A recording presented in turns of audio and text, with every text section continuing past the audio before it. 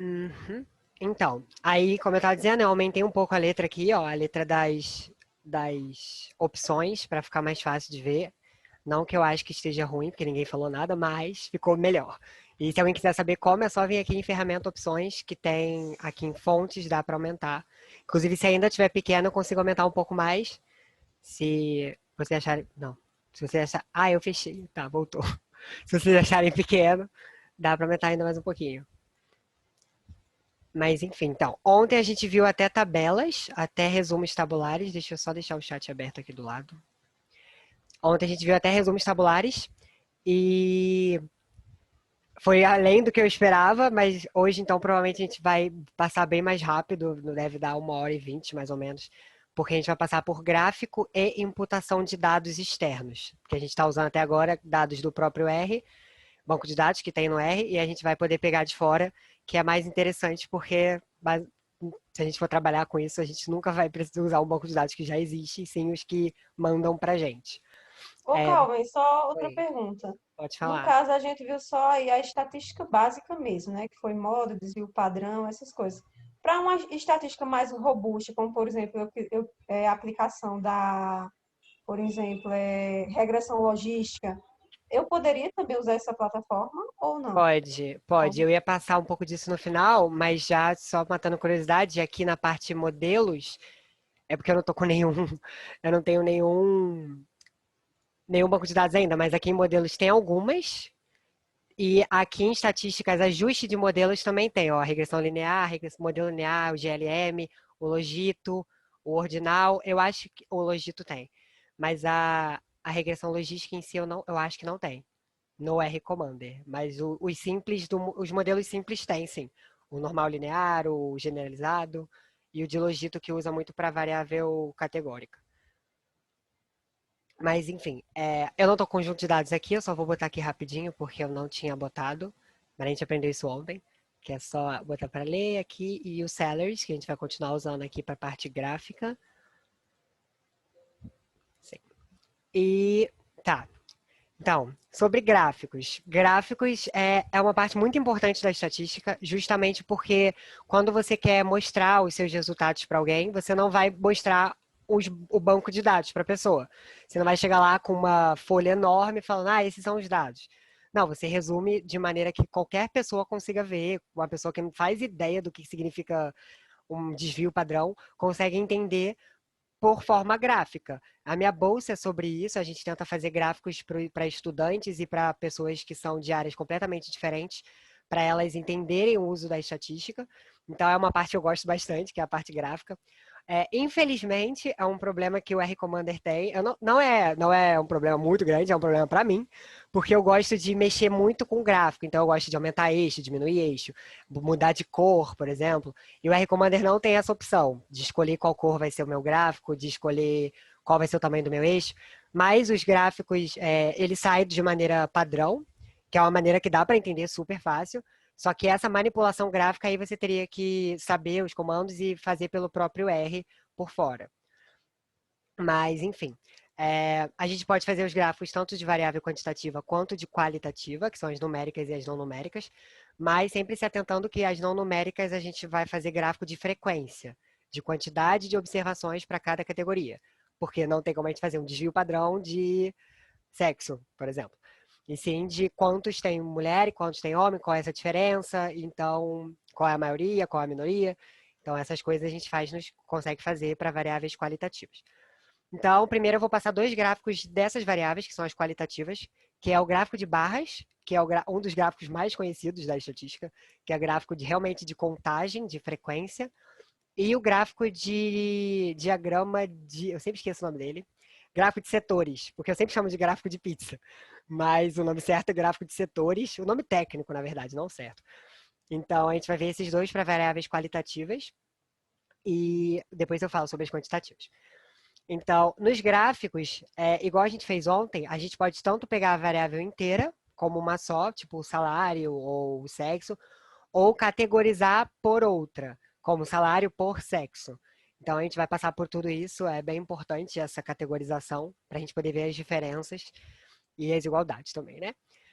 Então, o primeiro gráfico é o gráfico de barras. Tem uma aba inteira no R Comando para gráfico, que se chama gráficos.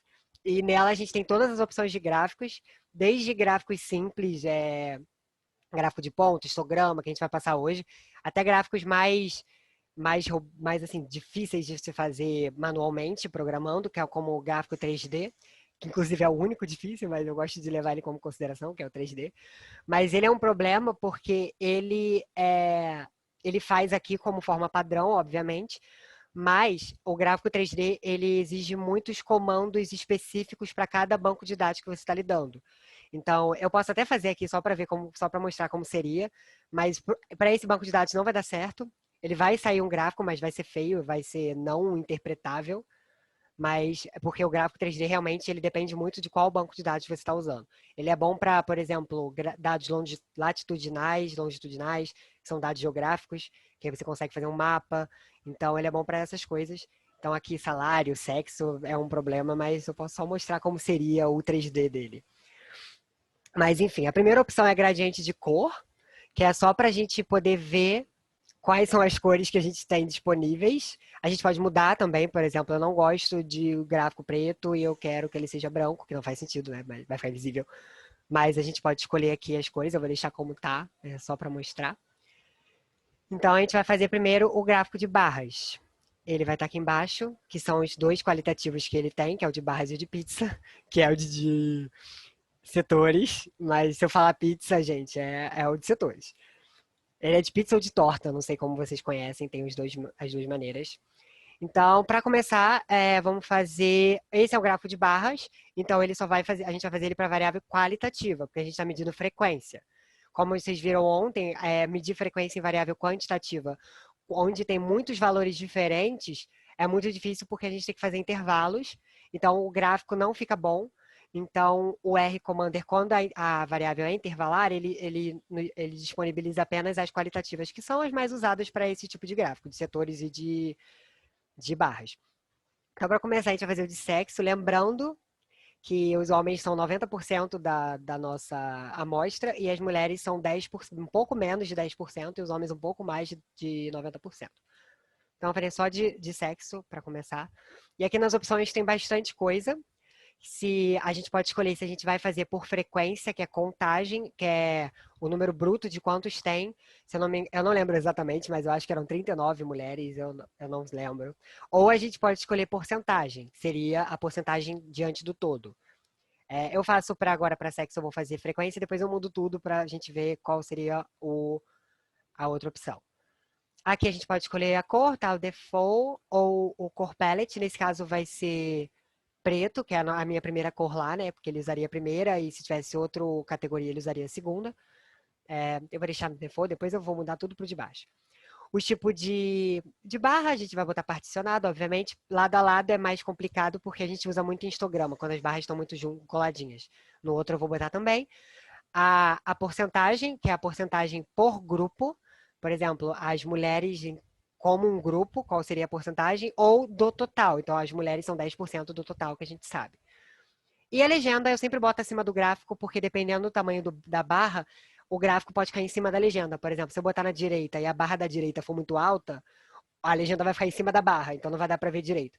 Então, esse acima do gráfico, ele sempre bota acima da maior barra. Então, ele considera a maior barra como limite e bota acima dali. Então, sempre é o melhor. E aqui a gente tem os rótulos, que são os nomes. Por exemplo, a gente está fazendo de sexo, então no eixo X a gente poderia botar sexo. Eu boto automático porque ele pega da própria variável, eu não preciso mudar. Só o título que eu gosto de mudar, que eu vou botar gráfico de frequência por sexo. Alguma coisa assim. Tá bom. E os eixos eu deixo ele pegar automático, porque eu não preciso ficar preocupando qual é o Y, qual é o X. Mas qualquer coisa também é só mudar aqui. E ele sai assim, cinza, porque eu falei que esse era o problema, que são as cores. Mas se a gente escolher aquele gradiente de cor, sairia preto. Então, se eu não gosto de preto, quero botar rosa. Então, você vai lá e muda a primeira opção, que é o preto para rosa. E aí o gráfico, as duas barras seriam rosas. Deixa eu só ver aqui, porque tem um chat. Quando puder, gostaria de dizer como atualizar. Ok, eu já rapidinho, daqui a pouco eu falo como que atualiza. Mas se der update R, ele ajuda. Só que às vezes dá problema, você pode baixar pelo próprio site também, a atualização, que também dá. No Mas caso, depois- esses gráficos aí, eles ficam com o nome em inglês, é mesmo, ou você pode colocar português? Porque quando você vai lá no comando mesmo, aí você pode, no caso, alterar esses nomes, né? Xlab, sim. Então, no É. comando seria o Xlab e o Ylab. Aqui, deixa eu só botar de novo para mostrar. Aqui tem a opção de mudar os eixos. Então, eu só não mudei. Mas se eu botar aqui no X, que seria o sexo, que é o Xlab, e o Y seria frequência. E aí o nome sai em portuguesinho aqui direitinho. Então, a gente tem as frequências numéricas, no caso, quantidade mesmo. Então, a gente sabe que tem 39 mulheres e 358 homens. Eu gosto de usar porcentagem, eu só botei frequência só porque em casos de contagem, mas nesse caso a gente tem aquele resumo que a gente fez ontem, que é o resumo numérico de frequência. Então, não seria tão necessário um gráfico, ainda mais com duas categorias só. Ah, nesse caso, o que você falou em português, esse aqui, o female e male, ele pega da variável.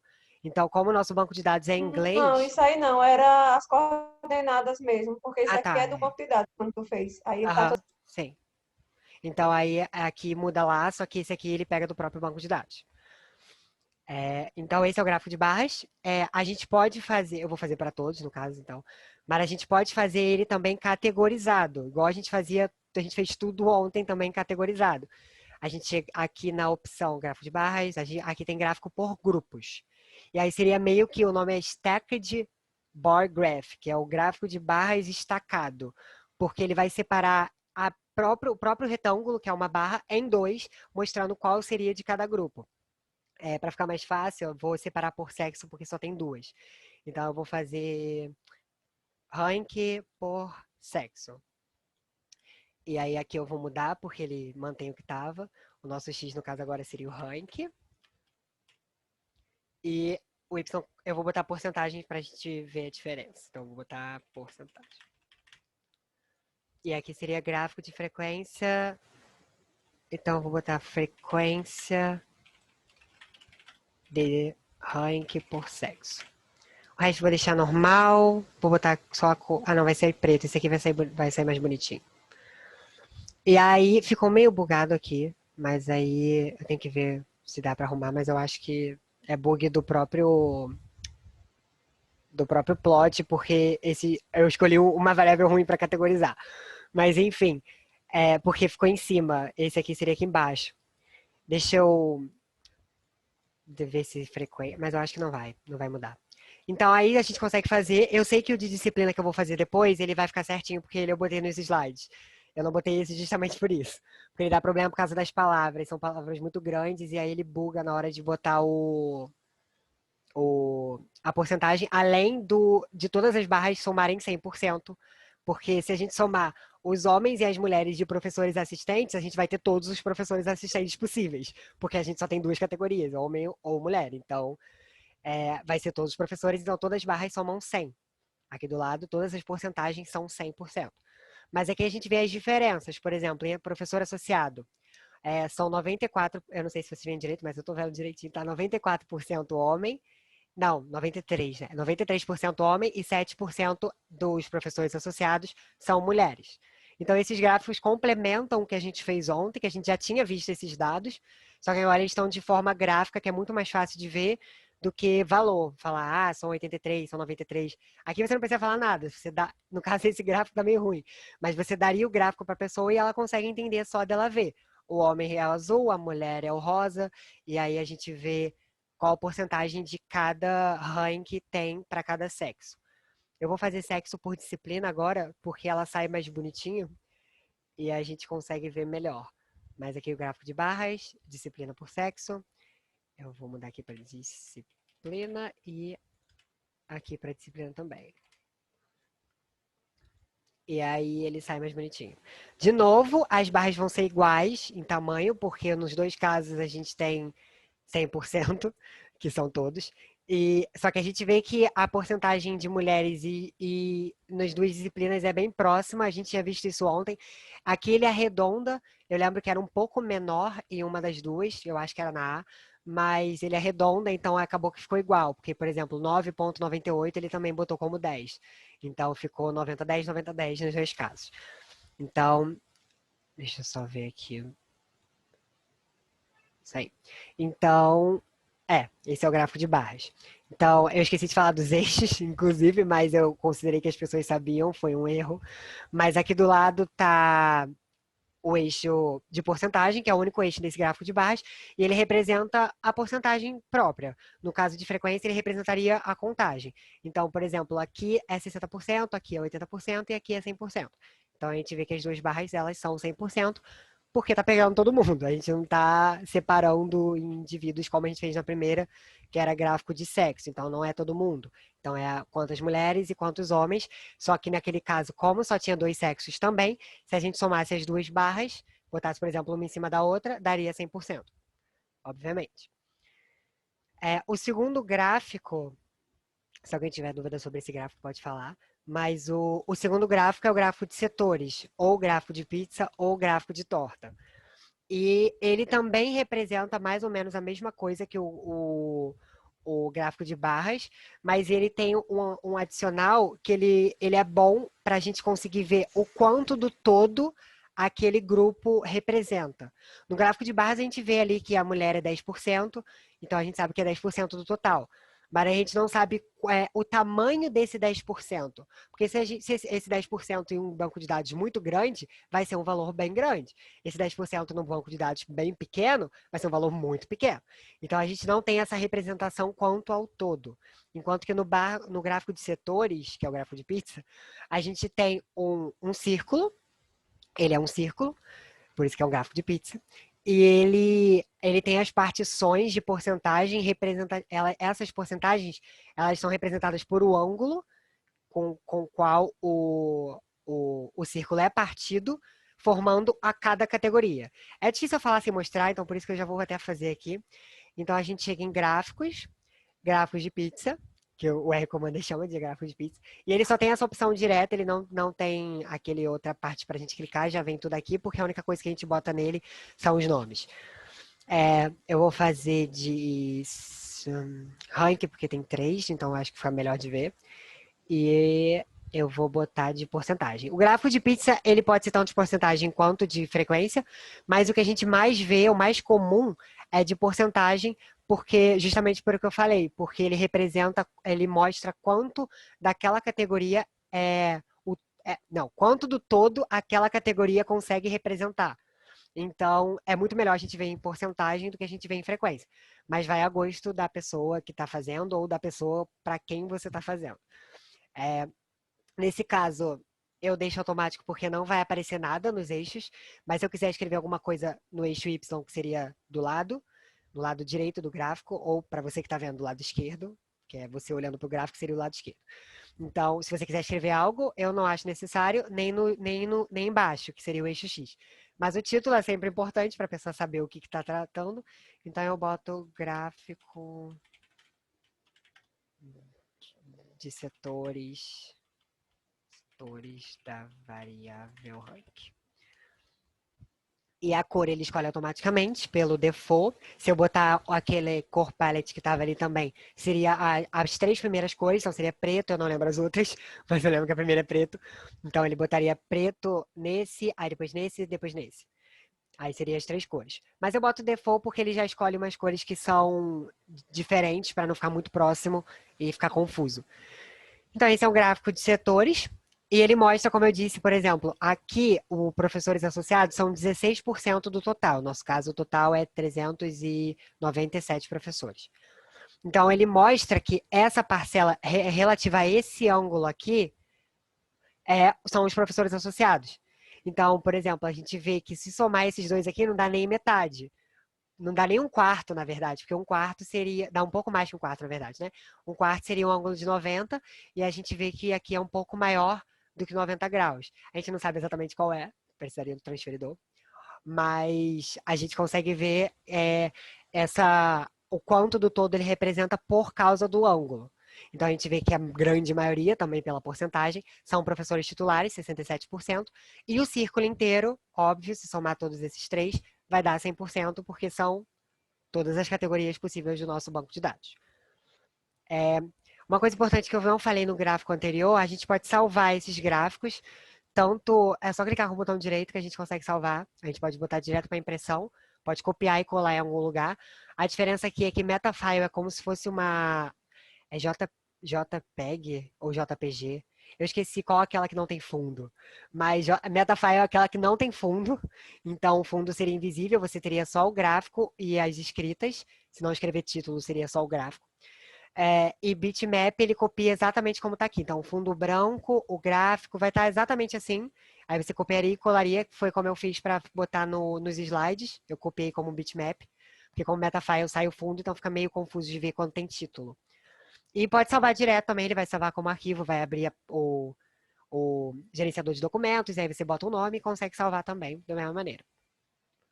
Então, eu esqueci de falar isso no outro gráfico, mas para todos os gráficos vai ser a mesma coisa. Botão direito tem a opção de salvar. Então, deixa eu só ver aqui. Na minha recomenda não aparecem as opções de gráfico que aparecem no seu. Vixe. Não, acho que não. Acho que não precisa instalar nada além, não. Quando você instalou a Recommender, ele pede para instalar alguns pacotes, um deles é gráfico. E aí, se você aceitou, eu acho que não precisa. Porque esses gráficos também tem no próprio RBase. Se eu digitar aqui bar graph, bar plot, na verdade, bar plot e botar, ele vai sair. Então não precisa de pacote para isso. Você tá com o banco de dados aí, tipo os salaries aí? Porque se não tiver, ele não aparece, eu acho. Calvin, eu tô sim. Você pode clicar, por favor, para clicar como se você estivesse fazendo o gráfico de pizza, por exemplo? Então, aqui. Clica no gráfico de pizza, por favor. Essas opções aí embaixo, ó, including segment labels, porcentagens, contagens, isso não aparece no meu, entendeu? Vixe. Eu não sei o que é isso, nunca aconteceu, Nunca porque eu acho... aconteceu? Não, toda vez que eu realmente abro, ó, se eu resetar aqui 500 mil vezes, ele vai aparecer. Você já tentou mais de uma vez? Às vezes foi um problema. Talvez eu tente desinstalar e instalar de Por novo. exemplo, as variáveis. As variáveis estão aparecendo. Tá. As três certinho. Tá aparecendo as variáveis, o color selection e as Essa aqui que não legendas tá do aí. lado. Só essa parte de baixo que não. E no gráfico de barras também. Então, por exemplo, aquela quantidade das porcentagens que aparecem entre parênteses, eu não consigo colocar no meu. Eu acho que o seu não tá aparecendo, ele tá indo como nenhum, porque aí ele sai assim, né? Peraí. Isso, ele sai como nenhum. Ele Isso, sai só exatamente assim. nomes. Eu Isso. não sei, eu nunca vi isso. Nossa. Tenta fechar o R-Commander e abrir de novo, alguma coisa assim. Porque, tipo assim, isso é uma configuração básica do R-Commander. Não precisa de nada além do que você já tem. Uhum. Então tá bom, muito obrigada, Então, viu? mas se não for, você me fala. Qualquer coisa, você compartilha a tela, eu vejo se tem. Mas eu acho que, tipo assim, isso provavelmente é algum erro que deu momentâneo, porque isso é uma opção importante. A não ser que você não tivesse, tipo, os dados, mas você tem, já aparece tudo. Então eu não Uhum. realmente nunca Se eu vi. Se descobrir, eu continuar. aviso. Tá, Obrigada, por viu? favor, porque eu também, se outra pessoa tiver esse É, problema. Mas depois, obrigada. qualquer coisa, quando acabar, se ainda tiver o problema, a gente pode ver certinho como que tá. Tá bom, obrigada. Mas enfim, espero que dê certo. Então, gráfico de setores, eu posso fazer de outra também, a gente, só para não fazer um só, vou fazer o de sexo, que a gente já sabe a resposta.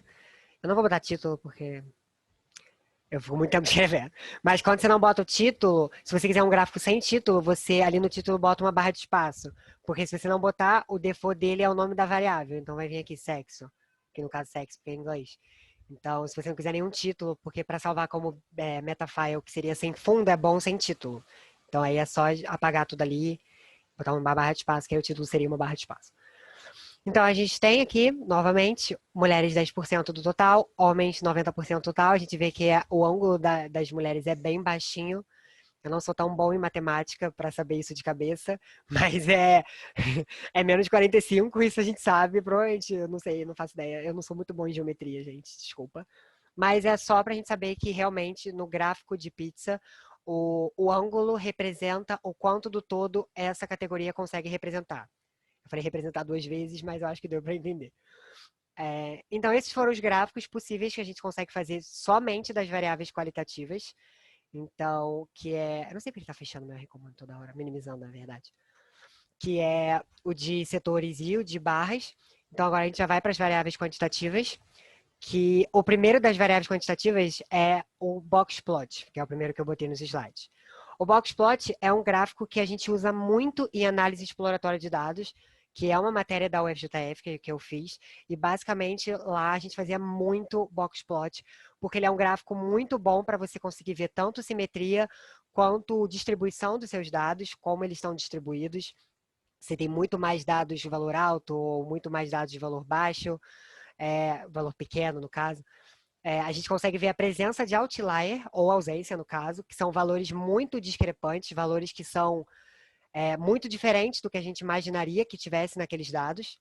Por exemplo, valor muito pequeno em um conjunto de dados com valores grandes, ou o contrário, valor muito grande em um conjunto de dados que a maioria dos valores é muito pequeno.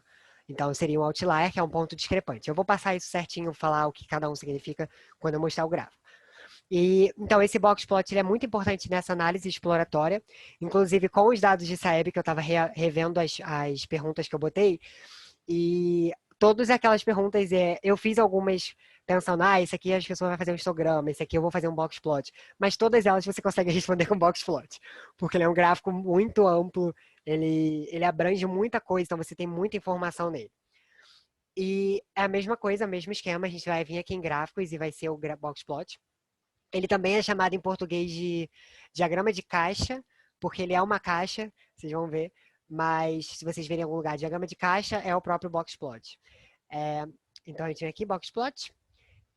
E salário, né? Porque é a variável que a gente mais presta atenção nesse banco de dados, então eu vou fazer salário. A gente pode fazer por grupo, mas primeiramente eu não vou fazer.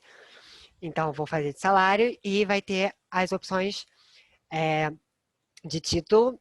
No box plot, a gente costuma ter só o eixo Y, porque embaixo seria representando a caixa. Ele não tem métrica embaixo, não é tipo de 0 a 100. Não tem esse valor no eixo X. O único eixo que tem realmente valores é o eixo Y. Então, a gente normalmente costuma botar o nome da variável, que nesse caso é salário, e o título seria box plot de salário. E aqui do lado a gente consegue identificar os outliers, que são os pontos discrepantes, automaticamente. Então, ele vai, tipo assim, se tiver, ele vai botar lá as bolinhas que representam os outliers, e com esse, automaticamente, o número da linha que o outlier se encontra, que é o número do professor, por exemplo, o 10º professor, o 50º professor, então vai estar lá 50, vai estar lá 10.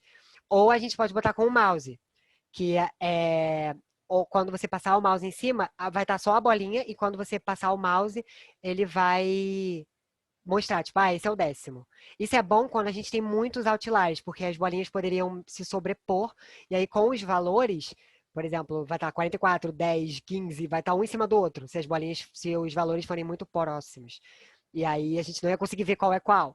Então, com o mouse é bom. Eu vou botar automaticamente para vocês verem, mas no próximo eu foto com o mouse, porque a ideia é a gente fazer todos os jeitos possíveis. Então, deu o que eu falei. Eu sabia que ia dar o que eu falei, no caso, né? Mas a gente vê que elas quase se sobrepõem. Se eu aumentar aqui um pouco... Não, ainda elas são bem próximas, então os números ficam bem próximos. Mas esse é um box plot, ele é diagrama de caixa por causa desse aqui, que é uma caixa. E de baixo para cima agora eu vou explicar o que cada coisa representa. Primeiramente o eixo Y, que não está embaixo, mas é importante falar, que são os valores dos salários. Então aqui ele separou 100 mil, 150 mil, 200 mil. Ele pega isso de acordo com os gráficos e com os outliers, porque a gente vê que os outliers estão todos acima de 200 mil. Tá? Acima desse ponto aqui. Então, de baixo para cima. Essa primeira reta, ela representa o mínimo do nosso conjunto de dados. Mas não só o mínimo, tipo, o menor valor possível. Porque, ao mesmo tempo, essa aqui representaria o máximo. Só que não é o nosso maior valor possível, porque o nosso maior valor possível é esse aqui, essa bolinha, que é esse outlier. Mas esse mínimo é o mínimo dentro do limite. Quando a gente faz um box plot, manualmente, por exemplo, a gente tem que calcular o limite inferior e superior. E esses limites são calculados através dos quantis, que eu já vou explicar certinho, mas eu só estou falando. Então, todos os todos os valores dentro desse limite são daqui até aqui. E os valores fora do limite são os outliers. Aqui a gente não tem outlier abaixo do limite inferior, mas a gente tem outlier acima do limite superior. Então, esse aqui é o mínimo dentro do limite. No nosso caso, como não tem outlier para baixo, esse também é o mínimo do banco de dados, obviamente. Então, aqui seria o mínimo, aqui é o máximo. Depois do mínimo, a gente tem esse aqui, é o primeiro quartil. Eu vou botar aqui do lado para a gente conseguir ver os valores, que a gente fez ontem, esses quartis. Então, é só vir em resumos, e aí a gente bota salário, e a gente bota os quartis. A média não vai usar, desvio não vai usar, esse aqui também não vai usar. Não, esse aqui vai usar sim. Então, aqui os quartis. Deixa eu ver se eu consigo botar um do lado do outro. Deixa eu diminuir. Não, ele sai. Droga. Se eu clicar, ele sai. Eu vou tentar não clicar. Tá. Então, a gente tem o primeiro quartil aqui, que seria o 25%. Aquele 0% é o nosso mínimo, porque significa que nenhum valor está abaixo dele. O quartil representa quantos valores estão abaixo. Então, o quartil 0 significa que nenhum valor está abaixo. Então, ele é o nosso mínimo. Então, essa primeira barra é 57.800. Essa segunda reta é o primeiro quartil. Então, ele é o quartil 25%, que é 91.000, e ele representa que 25% dos nossos dados estão abaixo dessa barra. Então, daqui até o mínimo, que são esses tracejadinhos, é 25% dos dados. Então, esse é o primeiro quartil. Aí temos o segundo quartil, que é a barra em negrito. Ela está em negrito porque também é a mediana, então é bom especificar. Então, o segundo quartil é sempre a mediana, que é o quartil 50%, e ela é 107.300, então significa que metade dos professores ganham mais que 107.300 e metade ganha menos. Então, ela divide os nossos dados em exatamente na metade, 50% para baixo, 50% para cima. Essa parte cinza, entre o primeiro quartil e a mediana, ela representa quão próximo estão os meus dados. Porque o Boxplot tem muita informação, gente. Então, se eu tiver passado rápido de alguma, vocês podem perguntar, tipo, não entendi. Pode falar, porque Boxplot realmente tem bastante informação. Então, essa barra, não o cinza em si, né? Mas o tamanho a diferença, né? Então, a distância, essa é a palavra que eu quero. A distância entre a mediana e o primeiro quartil, entre essas duas barras, essa área cinza, representa o quão dispersos são os meus dados nesse momento. No caso, 25%. Porque se aqui tem 25% e aqui tem 50%, só diminuir vai dar 25%.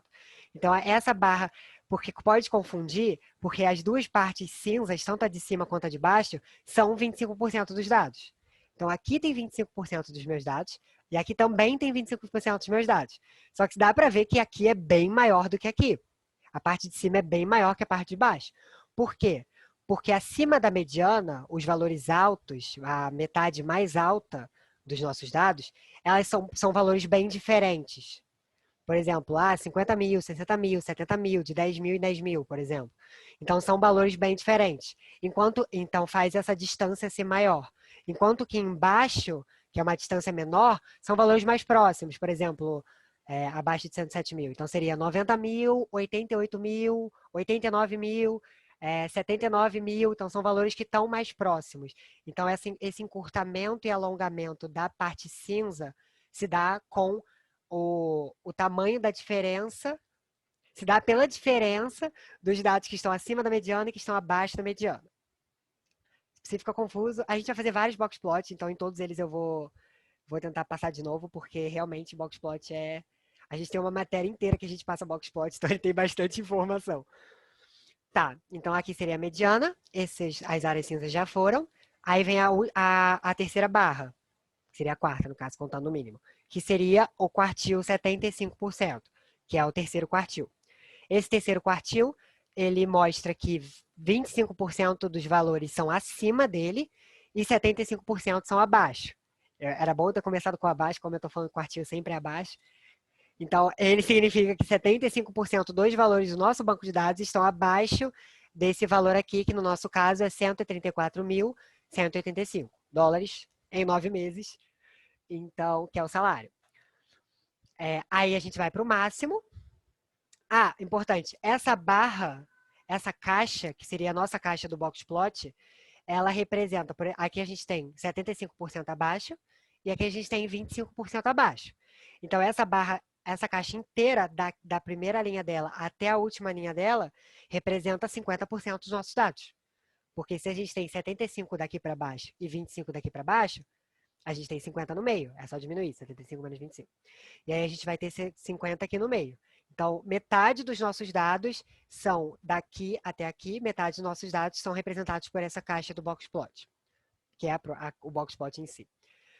Aí depois a gente tem o tracejadinho, que significa 25% até o máximo, que é a mesma coisa aqui, só que ao contrário, aqui seria 25% até o mínimo, aqui 25% até o máximo, e o máximo até o nosso limite. Então, o nosso máximo, nesse caso, não é esse valor aqui, porque esse valor aqui significa o máximo do nosso conjunto de dados.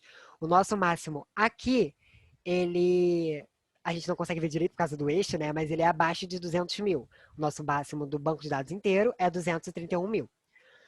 Agora, sobre os limites, para a gente entender tanto esse máximo e mínimo, quanto os outliers, porque cada ponto aqui é um outlier, seria o final do boxplot. Os limites, eu botei no slide, eu vou ler aqui quais são depois, que eu tenho os valores certos deles, mas eles são calculados pelo intervalo interquartílico. Esse intervalo interquartílico é essa diferença entre o valor do quarto quartil para o valor do primeiro. Então, seria o que eu falei aqui, que seria o 75% menos o 25%. Só que não a porcentagem, o valor em si. Então, seria aqui 134.185 menos 91 mil. Então, esse é o intervalo interquartílico, ele está aqui. No caso, ele está aqui. É 43.185. Aí, para a gente achar o limite superior e o limite inferior, é uma regra, essa fórmula é uma fórmula que sempre vai ser. A gente vai pegar esse intervalo, a gente vai multiplicar ele por 1,5, 1,5, e depois a gente vai ter um valor que seria meio que o erro. Então, a gente multiplica esse valor por 1,5, a gente vai ter o erro.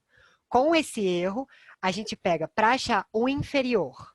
Depois eu vou tentar escrever aqui para ficar a fórmula certa, porque como eu não estou com os slides, fica meio difícil, eu estou falando assim, só falando. Mas com esse erro, que é o intervalo interquartílico vezes 1,5, 1,5, a gente vai achar os limites. Para o limite inferior, a gente vai pegar o primeiro quartil, que é esse quartil 25, que é 91 mil, e diminuir do erro. Então, a gente vai fazer 91 mil menos 1,5 vezes 43.185. Eu tenho o valor aqui, vai dar 26.222. Então, 26.222. Esse seria o limite inferior. Se a gente tivesse algum professor que ganhou menos do que 26.222, ele seria um outlier para a esquerda, um outlier negativo. Seria um outlier abaixo do limite inferior. Então, seria um outlier, normalmente a gente fala para a esquerda, só que eu posso falar negativo para a gente conseguir entender que ele é para baixo, só que não é um valor negativo, porque não tem como você ganhar menos alguma coisa de salário. Então, ele estaria abaixo do nosso limite inferior, que é 26 mil, se ele ganhasse menos que 26 mil. Como a gente não tem nenhum professor que ganha menos que 26 mil, porque o nosso professor que ganha a menor quantidade de dinheiro é esse aqui, que ganha 57.800, o nosso mínimo vai ser o próprio, 57.800. E a gente não tem outlier para baixo. Muita gente confunde esse limite com o mínimo. Esse mínimo não é o nosso limite. O limite está abaixo dele, porque o nosso mínimo é 57 mil e o nosso... Não, o nosso mínimo é 57 mil e o nosso limite é 26 mil. Então, o nosso limite é abaixo. Mas esse vai ser o nosso mínimo porque ele está acima do limite, senão ele seria um outlier. Pro superior é a mesma coisa, só que a gente não vai pegar o primeiro quartil, obviamente, porque se a gente pegasse o primeiro quartil e somasse com o erro, poderia ser um valor aqui, poderia ser um valor aqui, então seria um valor que poderia cortar o boxplot, então não faz sentido a gente pegar esse valor. Então a gente vai pegar esse quartil, que é o terceiro quartil, que no nosso caso é o 134.185, e fazer mais, porque a gente quer que ele seja acima, obviamente. Então, a gente vai fazer mais o erro. O erro, de novo, é 43.185, intervalo, vezes 1,5, 1,5. Então, a gente vai ter o nosso limite superior. E calculando, ele dá 198.962,5. Eu vou falar 199 mil, só para eu não ficar falando muitos números e me embolar. Então, ele dá aproximadamente 199 mil. Então, se a gente tiver professores que ganham acima de 199 mil, eles vão ser considerados outliers. E a gente tem, no nosso caso, a gente tem 3, que seria o professor número 44. Os valores aqui estão confusos, mas eu anotei. É o 250 e o dos 365. Então, essas 3 linhas do nosso banco de dados, que representam 3 professores, são professores que ganham muito além do que a gente esperava. A gente esperava que o nosso máximo não ultrapassasse 199 mil. E o nosso máximo ultrapassou. 3 pessoas ultrapassaram. Então, como a gente tem que o nosso limite superior é 199, o nosso máximo não é o professor que ganha mais. E sim o professor que ganha mais, o professor que mais ganha abaixo de 199 mil. Eu não sei se eu vou entender direito, mas são muitas coisas o box plot, como eu disse. Então, esse máximo é o nosso professor que mais ganha abaixo do limite superior. Então, esses professores do limite superior, esses professores do outlier, eu tenho os valores deles aqui. Mas para a gente ver, a gente pode, ou a gente vem aqui no R Commander e bota ver conjunto de dados e procura a linha 44, a linha 250 e a linha 365.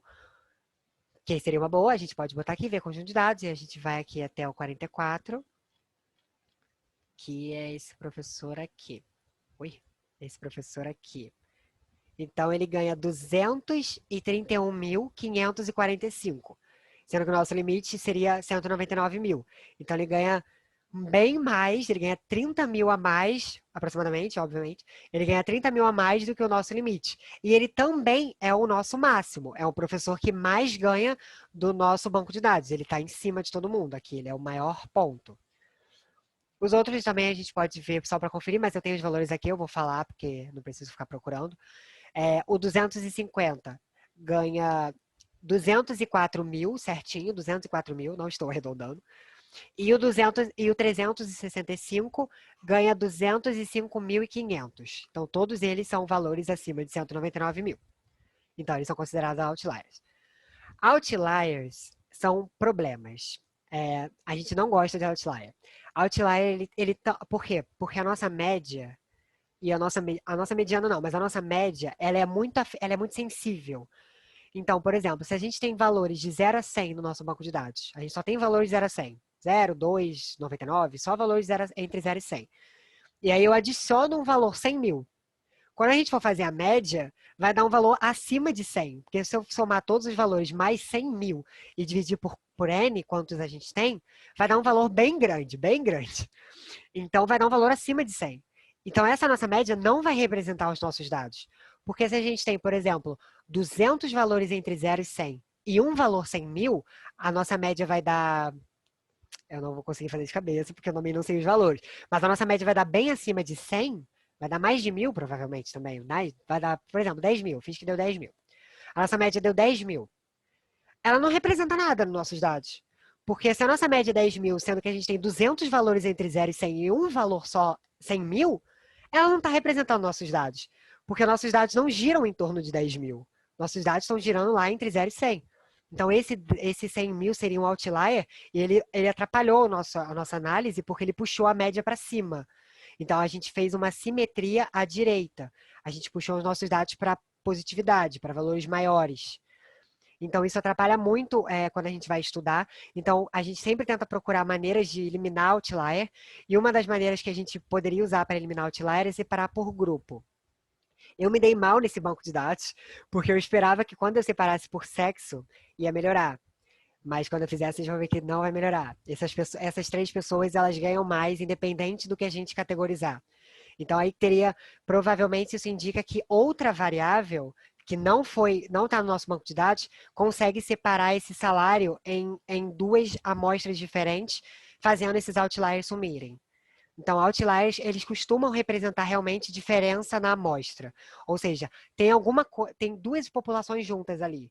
Seja sexo, ou seja, a gente deveria estudar homens e mulheres separados, ou ranking do professor, ou, não sei, quão longe ele mora da escola, da faculdade, no caso, ou qual aula ele dá, ou quantas aulas ele dá. Então, a gente deveria ter duas populações misturadas ali, que quando a gente separa, esses outliers saem, porque uma população seriam valores muito altos e uma seria valores baixos. Então, esses outliers entrariam na caixa dos valores altos.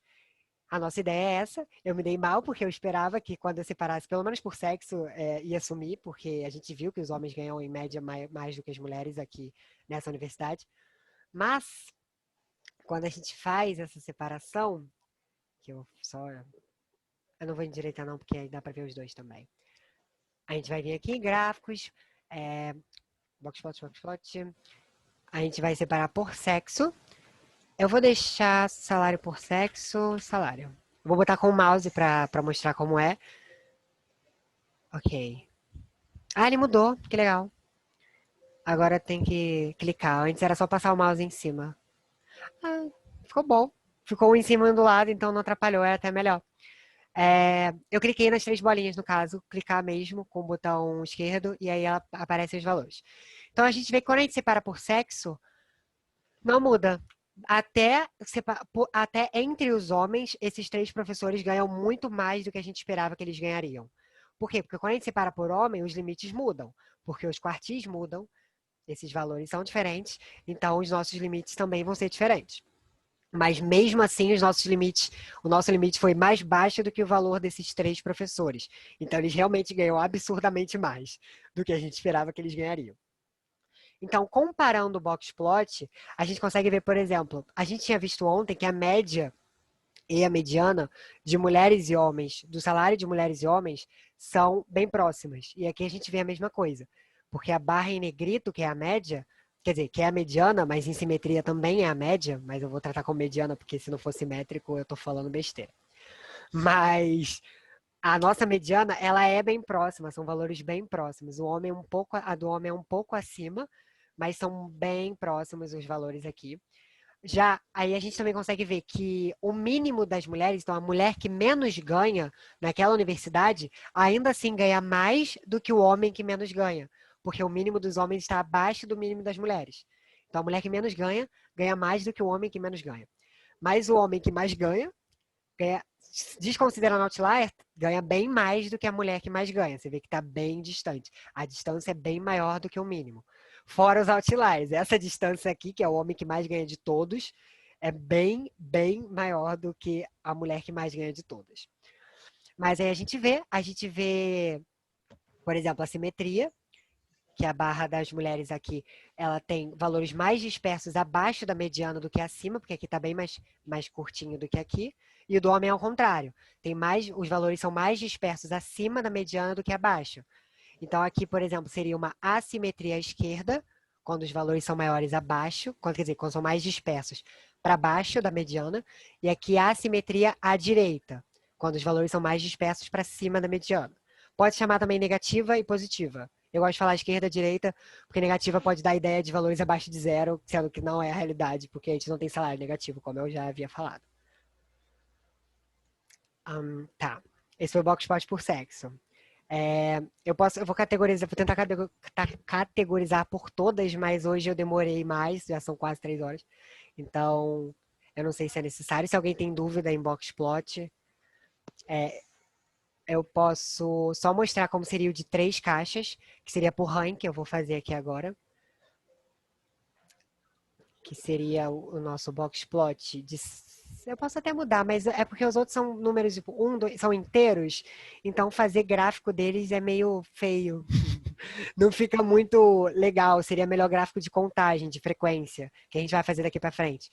Então, o box plot em si é melhor para variáveis que são reais, que são variáveis que têm casas decimais, porque ele consegue apresentar melhor os gráficos. Então, eu vou continuar com o salário, mas dá para fazer para os outros também. E eu vou botar por rank só para mostrar como seria com 3 caixas, porque a gente tem 3 ranks. Vou botar por rank, vou deixar com o mouse e ok.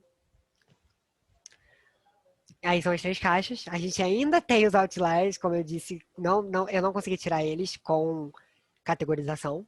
Seriam necessários outros métodos. E a gente vê as caixas. A gente vê que é uma que as caixas vão aumentando e também vão subindo no eixo Y. Então, elas, obviamente, é o que a gente espera, que os salários sejam maior. Mas uma coisa engraçada que a gente vê é que o menor valor de todos que a gente tem aqui é de professor titular. Então, o mínimo dos três, no mínimo dos três, o professor titular, ele ganha menos. Ele ganha menos do que o que ganham menos dos outros professores. Então, o nosso menor valor aqui é de um professor titular. O que é estranho, é engraçado de ver, que não faz muito sentido, né? A gente viu que as médias e os quartis e a mediana, elas sempre são maiores para professores titulares, porque a gente espera que eles ganhem mais. Mas no nosso caso, separando por ranking e vendo os mínimos, o do professor titular é o menor de todos. Então, tem um professor titular que ganha menos, mas isso comparando os três mínimos. Os três mínimos, o do professor titular é o menor de todos. Mas a gente vê que as caixas vão aumentando, né? Aqui a caixa está bem concentradinha aqui abaixo dos 100 mil. Então, nenhum professor assistente ganha mais que 100 mil em 9 meses. A gente vê aqui a do associado e depois a do professor. A do professor tem caudas maiores, que são a distância da caixa para o máximo e para o mínimo. Essa aqui é bem pequenininha. O mais simétrico de todos, que a gente consegue ver aqui, a caixa mais simétrica seria essa. Só que o nosso box plot mais simétrico é esse aqui. Porque além da mediana não ter... tem diferença, obviamente, mas não tem tanta diferença assim dela para cima e dela para baixo. E as caudas são muito, muito iguaizinhas e curtinhas também, porque tem menos observações desse. Então ele tá todo englobadinho ali, simétricozinho. Esse também tá um pouco, mas essa aqui tá bem maior do que essa aqui também, né? Então, esse seria o mais simétrico. Mas a gente vai ver a simetria melhor, a gente vê melhor no histograma, a gente vai ver daqui a pouco. Mas esse seria o box plot com 3 caixas. Pode ser uma variável que tem 20 opções diferentes de categoria, vai fazer um box plot com 20 caixas, pode ficar bem pequeno, né? Porque o gráfico vai ficar pequenininho, mas vai ter lá. Não importa quantas tem, ele faz lá certinho. E os outliers é só clicar ou só botar junto, só que eu preferi clicar porque ficou um do lado e um embaixo, ficou bem melhor de ver.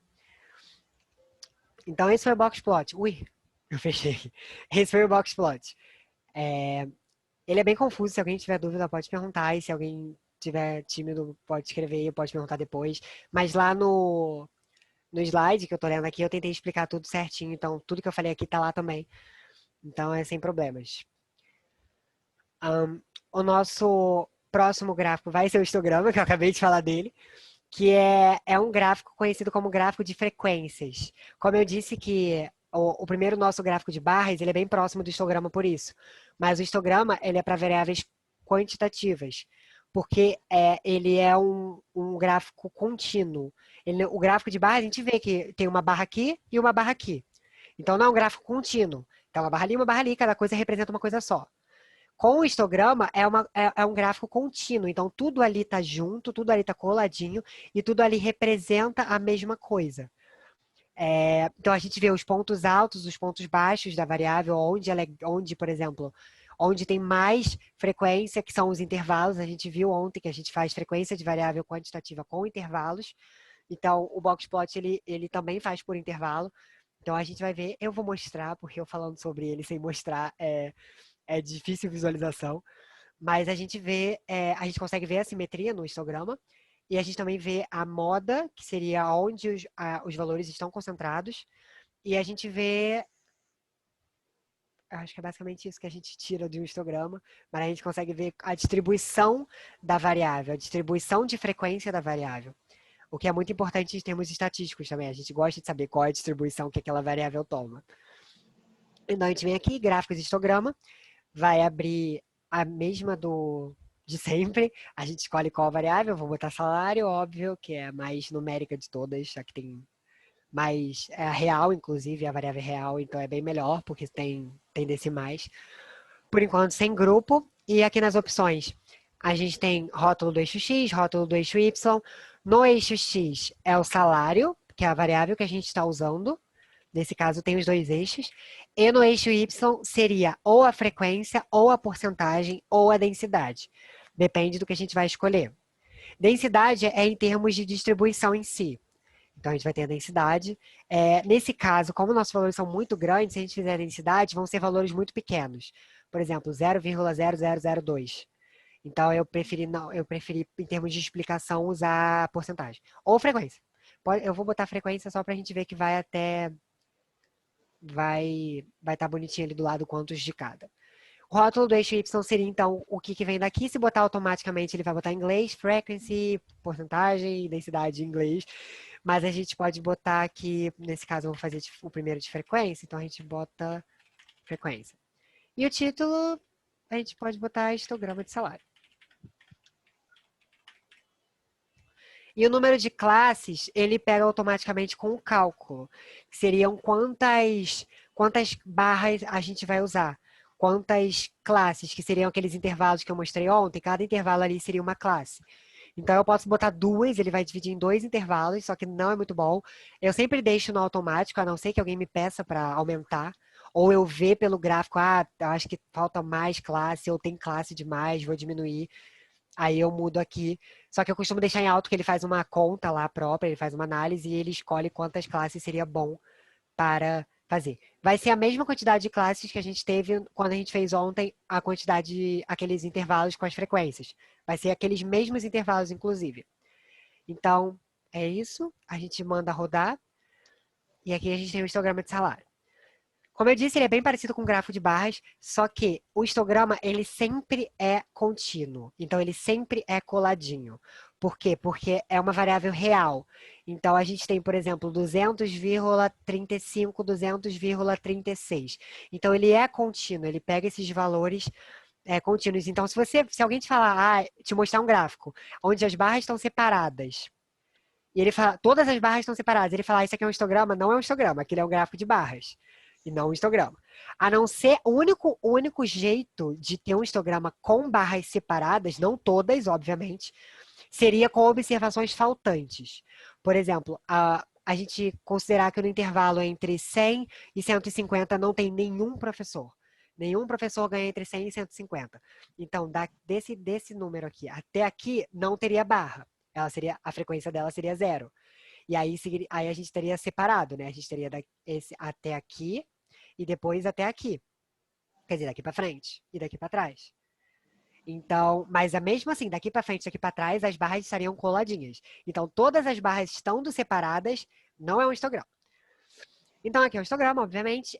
As frequências seriam quantos valores a gente tem em cada intervalo. Aqui provavelmente é 1. Então, a gente tem uma pessoa que ganha até esse valor aqui que eu não sei, mas aqui como a média está certinho, na barra dele seria 50 mil, aproximadamente ele ganha 50 mil. Esse aqui também se representaria uma, aqui provavelmente é 2, porque está um acima. Aí daqui para frente eu não vou conseguir ver, por exemplo, eu não sei o que seria isso aqui, provavelmente 5 ou 6, mas aí não dá para ver por causa do eixo, o eixo é de 20 em 20, nesse caso. Então, a gente vê aqui quantas pessoas ganham entre esse intervalo. Então, aqui... E a gente, com o histograma, a gente consegue ver a moda.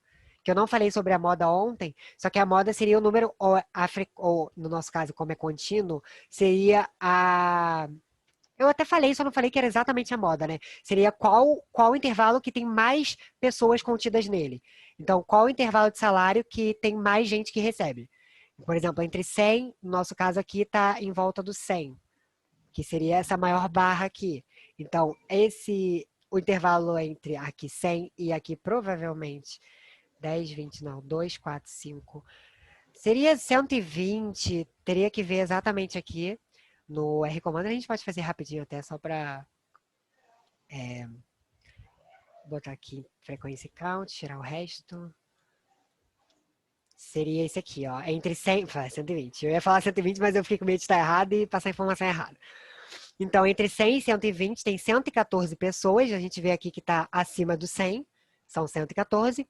Então, essa é a nossa moda. É o nosso intervalo que mais se repete nos dados. Então, o que mais tem porcentagem ou o que mais tem frequência de professores.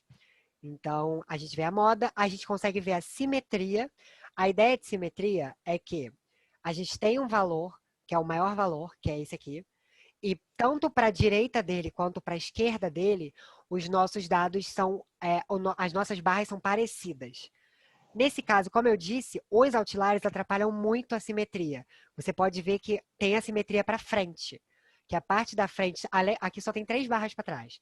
E aqui tem 1, 2, 3, 4, 5, 6 barras para frente. Só tem o dobro de barras para a direita do que para a esquerda. Então, a gente vê que por causa desses outliers,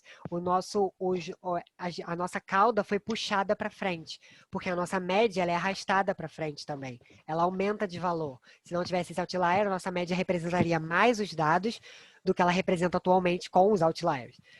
Então, a gente vê um pouco de assimetria, que é mais barras para cá, o histograma está mais distribuído para a direita do que para a esquerda. Então, isso se chama cauda à direita ou assimetria positiva, assimetria à direita. Então, tem vários nomes, mas o importante é a interpretação. A gente vê que para a direita do gráfico tem bem mais informação do que para a esquerda do nosso gráfico. Então, esses outliers atrapalharam a nossa simetria.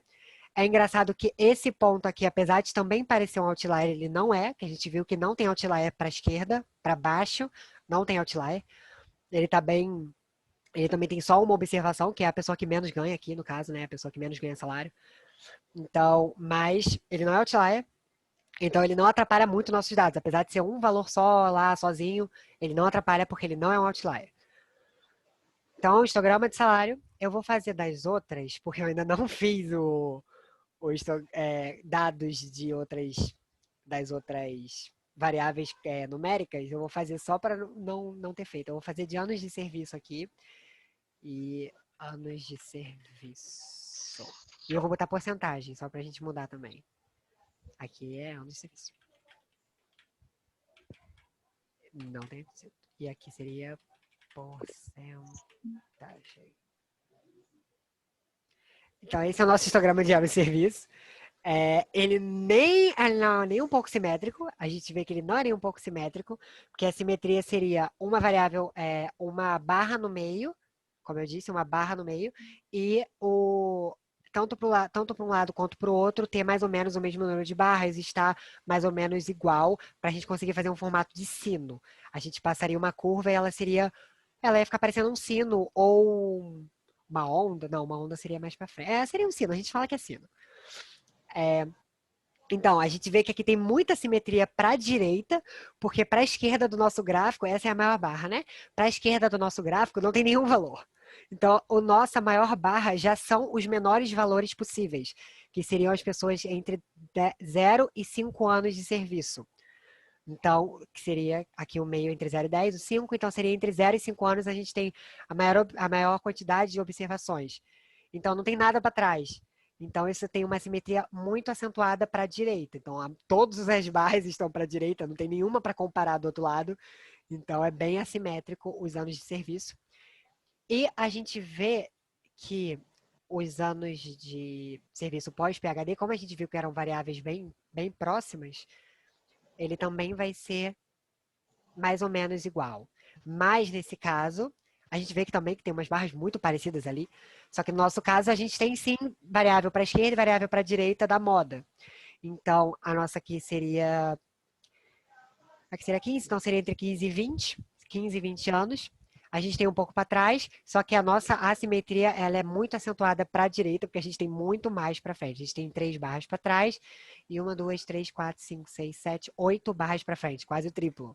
Então, também tem uma simetria à direita, então a gente pode concluir que nos nossos dados, nenhuma variável quantitativa é completamente simétrica, ou se aproxima muito de simetria. Porque a gente vê que o salário... Dessas 3, o salário seria que mais se aproximou, né? Porque tinha tanto variável para trás quanto para frente, mas foi a menor diferença, né? Era só o dobro. No outro caso, eram todas para frente, e agora seria quase triplo para frente. Então, seria o mais próximo, mas mesmo assim a gente viu que não é muito próximo, a gente viu também pelo box plot. Então, não temos simetria aqui nos nossos dados quantitativos. Nas qualitativas a gente nem vê isso, no caso, né? Então, não tem simetria no geral. Então, esse foi o histograma. A gente vê no histograma, como eu disse, a maior frequência de valores, a simetria, ele é muito usado para ver simetria toda vez que um professor fala, qual seria a distribuição dessa variável? A gente sempre pensa primeiro em histograma, para a gente conseguir ver a distribuição da frequência, então a gente vê qual seria mais ou menos a distribuição daquela variável. Se é simétrico, se é simétrico. Mas esse não foi histograma, na verdade, porque eu esqueci de categorizar também, que é muito importante, que eu falei que é uma das coisas mais importantes. Então, a gente pode categorizar, por exemplo, salário por sexo. Eu vou deixar o automático para não ficar escrevendo. Ele vai... não, ele vai botar em branco, mas eu explico, não tem problema. Eu vou botar em imagem. E aí ele separa assim. Ele faz 2 histogramas, porque não tem como a gente botar no mesmo histograma as coisas separadas, obviamente. E a gente tem o histograma do sexo feminino e do sexo masculino. Como a gente viu os box plots, a gente viu que a separação não fez no caso, pro sexo masculino, né, que os outliers estão no sexo masculino, não fez os outliers sumirem. Então, e como eles são 90% dos valores totais... Oi, Yunera. Alguém falou comigo? Não. Como eles são 90% dos valores totais, eles representam os dados em si. Então, a gente vê que o histograma do sexo masculino é muito parecido com o histograma do total, como foi os outros gráficos que a gente fez, as tabelas que a gente fez. A gente vê que realmente os valores dos professores homens são bem próximos dos valores dos professores em geral, independentemente do sexo. Então, o histograma é bem parecido, então para a gente é bom olhar o do sexo feminino, que seria a diferença aqui no caso.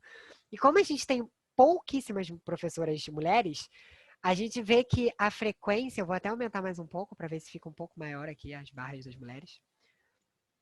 A frequência, ela não passa de 20, porque a gente tem pouquíssimas mulheres ganhando salários. E a gente viu no boxplot que o homem que menos ganha, ganha menos do que a mulher que menos ganha. E aqui a gente consegue confirmar. Porque o homem que menos ganha, ele ganha em torno de 50 mil. Enquanto que não existe, nenhuma mulher ganha em torno de 50 mil. Essa aqui não tem barra. A gente não tem observação entre 0 e até aqui, eu não sei quanto é. Mas a gente não tem barra em torno de 50 mil.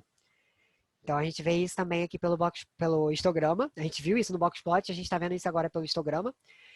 Enquanto que também o máximo dos homens não é bem maior do que o máximo das mulheres, porque não tem nenhuma mulher que ganha acima, em torno de 200 mil ou para cima, porque o homem tem até para cima aqui no caso, né? A gente vê que as frequências são bem pequenininhas, realmente, e que a maior frequência está aqui nos salários mais baixos, que seriam aqui entre 50 e 100 mil. Aqui não está exatamente no meio, né? Então eu não sei qual é o valor exato, mas a maior frequência está nos salários mais baixos. A primeira barra é a maior barra de todas. Então a gente também tem assimetria à direita, porque não tem nenhuma observação para a esquerda. Então aqui também é bem assimétrico. Tem pouca observação quando a gente tem bem pouca observação, muito pouco é redundante. Quando a gente tem bem pouca observação, eu também não sei se isso mas quando a gente não tem muita observação, a gente costuma não conseguir tirar muitas conclusões daqueles dados. Porque como é que eu vou falar que a população de professoras mulheres é simétrica ou não, se eu só tenho, em 397, eu só tenho, eu não lembro exatamente qual, mas é só 10%, então seria 39, né?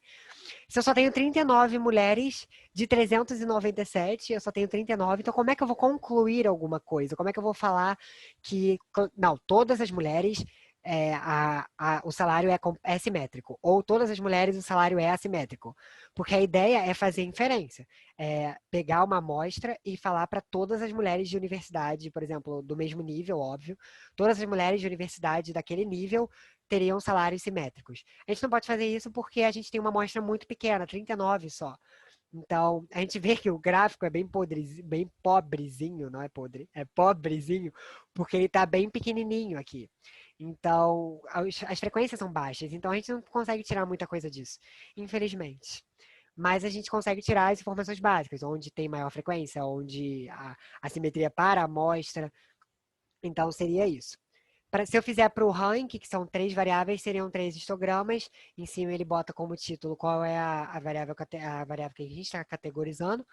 Seria a mesma coisa, o mesmo esquema. A gente vê a simetria, a gente vê onde está a maior frequência, que é basicamente o que a gente faz no histograma. Eu vou deixar para vocês fazerem esses, porque eu pretendo passar mais coisa. Então, ainda bem que eu fiz tabelas ontem, inclusive, né? Então, eu deixo para vocês fixarem o conhecimento. Tá. Então, agora, eu acho que é o último. O último gráfico seria o gráfico de dispersão, que é um gráfico, igual a gente fez ontem, tabelas de contingência, que a gente cruza informações de duas variáveis. O gráfico de dispersão também é usado para a gente cruzar a informação de duas variáveis numéricas, duas variáveis quantitativas. Então, a gente vai ver. No gráfico de dispersão, a gente consegue ver a correlação dessas variáveis, que seria o quanto o aumento ou diminuição de uma variável influencia na outra. Por exemplo, se aumentar uma faz a outra aumentar, ou aumentar uma faz a outra diminuir, e o contrário, né? Diminuir faz aumentar, ou diminuir faz diminuir. Então, a gente consegue ver isso no gráfico de dispersão. Ele é um gráfico de pontos de... Ele é um gráfico em plano cartesiano, então a gente tem x, y. X seria os valores de uma variável e y são os valores da outra variável que a gente vai escolher. No caso, a gente só tem 3, então a gente vai fazer 2 a 2. Então, a gente seria x, por exemplo, o salário seria os valores do salário, o eixo x, o x seria os valores, e o eixo y seria os anos de serviço. A gente espera o quê? Só em termos de só imaginar essas variáveis. A gente espera que o aumento dos anos de serviço faça com que os salários aumentem, porque a gente espera que quem trabalha mais tempo ganhe mais, porque a pessoa vai ganhar aumento, está muito tempo lá, então ela vai ganhando mais salário. Quem tem mais tempo de PhD, a gente também espera que ganhe mais salário, obviamente, porque se a pessoa tem PhD há 40 anos, se ela foi contratada, ela vai exigir um salário melhor, que provavelmente ela já estava ganhando um salário melhor. Maior, no caso. E a gente espera que os anos de trabalho, como a gente viu ontem, a gente vê que eles são bem próximos. Então, a gente também espera que o aumento dos anos de anos de serviço aumente também o ano de PhD, e vice-versa, né? O ano de PhD também faça aumentar o ano de serviço. Porque a gente vê que são valores bem próximos. Normalmente a pessoa tem 10 anos de serviço, 9 de PhD, ou 5 anos de serviço e 4, 3 de PhD. Então, são valores próximos. Então, a gente espera que o aumento seja gradual também nesse caso. Então, só para fixar, a gente espera que o aumento de qualquer variável faça qualquer outra variável aumentar no nosso banco de dados. Então, para começar, a gente faz um gráfico de dispersão. Ele se chama diagrama de dispersão aqui no caso, porque gráfico pode ser chamado de diagrama também. E a gente pega o salário e o ano de serviço, que foi o primeiro exemplo que eu usei. Eu vou botar o salário no Y só por questão de preferência própria. Eu prefiro que a variável que eu estou observando esteja no Y. A variável que eu quero tirar conclusões, eu prefiro que ela esteja no Y. Então, eu vou botar assim. Mas se a gente inverter aqui nesse caso, só faria inverter os eixos e os pontos. Mas a conclusão seria igual. Então, não faz muita diferença. A gente pode classificar por grupo, que não é muito bom nesse caso, mas eu vou botar também depois para dar uma... E a gente vê que tem muitas opções. O diagrama de dispersão tem muitas opções, a maioria a gente nem precisa mexer, mas eu vou tentar passar por todas. Aqui seria o deslocamento que ele usa na variável x e y. Se eu quiser puxá-lo um pouco para frente, puxá-lo um pouco para trás, puxá-lo um pouco para baixo. Então, a gente pode deslocar, eu não vou usar. A gente pode fazer o log, por exemplo, para variáveis muito grandes, a gente pode até fazer agora para salário, mas eu vou fazer primeiro sem nada. Mas para variáveis de valores muito grandes, a gente pode fazer um log da variável, que seria o contrário da exponencial. Então, seria um log, porque aí diminuiria o valor, porque seria um log no eixo 10, quer dizer, log de base 10. Então, diminuiria o valor da variável e a gente conseguiria ter uma melhor visualização e o log não muda a interpretação. Então, se eu fizer o log, a interpretação pro log é a mesma do que a interpretação sem o log. Então, é bom para variáveis muito grandes ou com muitos zeros, porque a gente cortaria alguns deles. A gente tem box plot marginal, então, além de fazer o histograma, ele botaria uma abinha do lado com o box plot das variáveis, para a gente poder comparar as duas ao mesmo tempo. Linha de quadrados mínimos, que até alguém hoje falou sobre modelo, eu não lembro quem foi exatamente, porque eu sou péssimo com nomes, mas alguém falou sobre modelo, e essa linha de quadrados mínimos, ela faz um modelo de mínimos quadrados, ele faz um EQM, e ela faz um traçado da linha que melhor se ajusta àqueles dados. Isso é uma coisa mais técnica da estatística. Eu vou botar depois só para a gente ver mais ou menos como seria, para quem já tem essa noção de modelo. Então, isso é bom porque ele faz. Ele também tem a linha de suavização, que também é nessa área de modelos. E esse mostra espelhamento seria meio que espelhar os pontos. Não é muito usado. Eu nunca usei, por exemplo, mas não sei se depende do que a pessoa quiser. Pode ser que ela precise usar tanto o eixo XY quanto o YX, que seria o espelhamento, né? A gente trocaria os eixos, mas se eu quiser trocar os eixos, simplesmente eu venho aqui e troco. Então, eu não gosto muito de usar esse espelhamento. Aí aqui seria a definição para sua visualização, o gráfico de concentração, que a gente estava aprendendo, inclusive eu usei muito isso, porque a gente estava aprendendo em, agora, análise multivariada, fazer essa elipse, que é meio que ele vai criar uma elipse onde 90%, no caso aqui ele faria uma de 50 e de 90, que são esses valores aqui, que seria 0,5 e 0,9, mas ele não bota o zero na frente, não faz diferença. Ele faria uma elipse onde 50% dos pontos, ele faria uma que concentra 50% dos pontos e outra que concentra 90% dos pontos. Eu vou botar para a gente ver, porque isso é bem interessante. E identificar pontos, não identificar, porque como a gente tem 397 valores, identificar seria botar o númerozinho em cima de cada um, igual a gente viu no Boxplot. Então ficaria uma zona, porque como a gente tem muitos valores, seriam muitos números, de 1 a 397, e como os valores podem ser muito próximos, que a gente viu que tem salários próximos, ficaria um em cima do outro, então ficaria bem complicado de ver. Agora, o rótulo do eixo X, que é o normal, eu vou deixar ele botar o nome da variável para não ter que ficar escrevendo. O título eu vou botar, também vou deixar ele botar sozinho. Os caracteres seria o tipo de ponto que a gente vai usar. O tipo de ponto, para quem sabe comandar, é o PCH. Para quem sabe programar já em R, seria o PCH.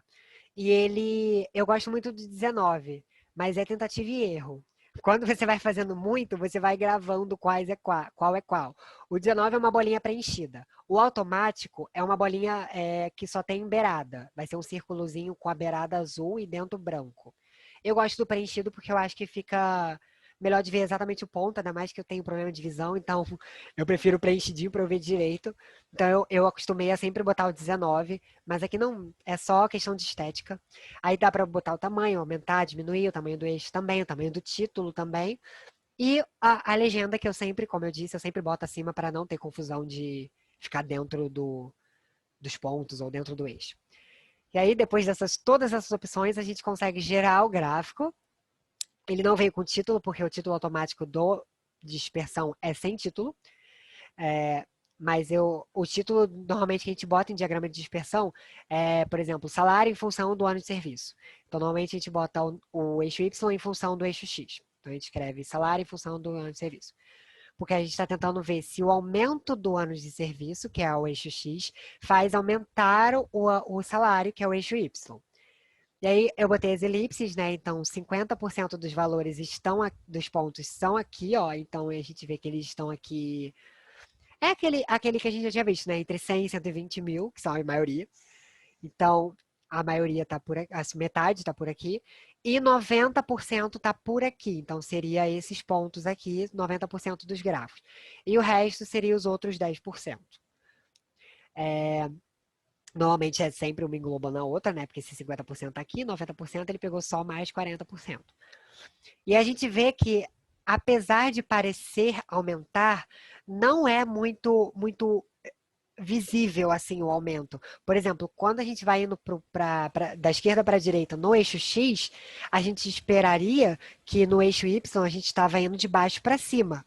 Mas a gente vê, por exemplo, esses pontos aqui, que são tem os anos de serviço bem grandes, entre 50 e 60, eles têm salários bem pequenos, o que é muito estranho. Provavelmente essa pessoa nunca ganhou aumento, nunca pediu um aumento, sempre se conteve com o salário que ela ganhou inicial e nunca precisou aumentar. Então, a gente não vê exatamente o que a gente esperava, apesar de a gente ver, ó, que tá aumentando, aqui os pontos estão subindo, mas ao mesmo tempo que uma pessoa que trabalha 60 aqui, ele trabalha 60, ele ganha abaixo de 200 mil, uma pessoa que trabalha quase 60 ganha abaixo de, por exemplo, cerca de 50 mil só. Então, é bem distante esse nível. E aquele cara, que é a linha 44, que é o nosso outlier mais alto, ele trabalha menos de 40 anos, ele está aqui. E eu já esqueci o valor dele, mas era 230 mil e alguma coisa. Então, ele ganha ele é o que mais ganha de todos e ele trabalha há menos de 40 anos naquela universidade. Então, ele é um outlier, então ele também atrapalha aqui também, ele atrapalha sempre, ele sempre vai atrapalhar a gente em todos os gráficos.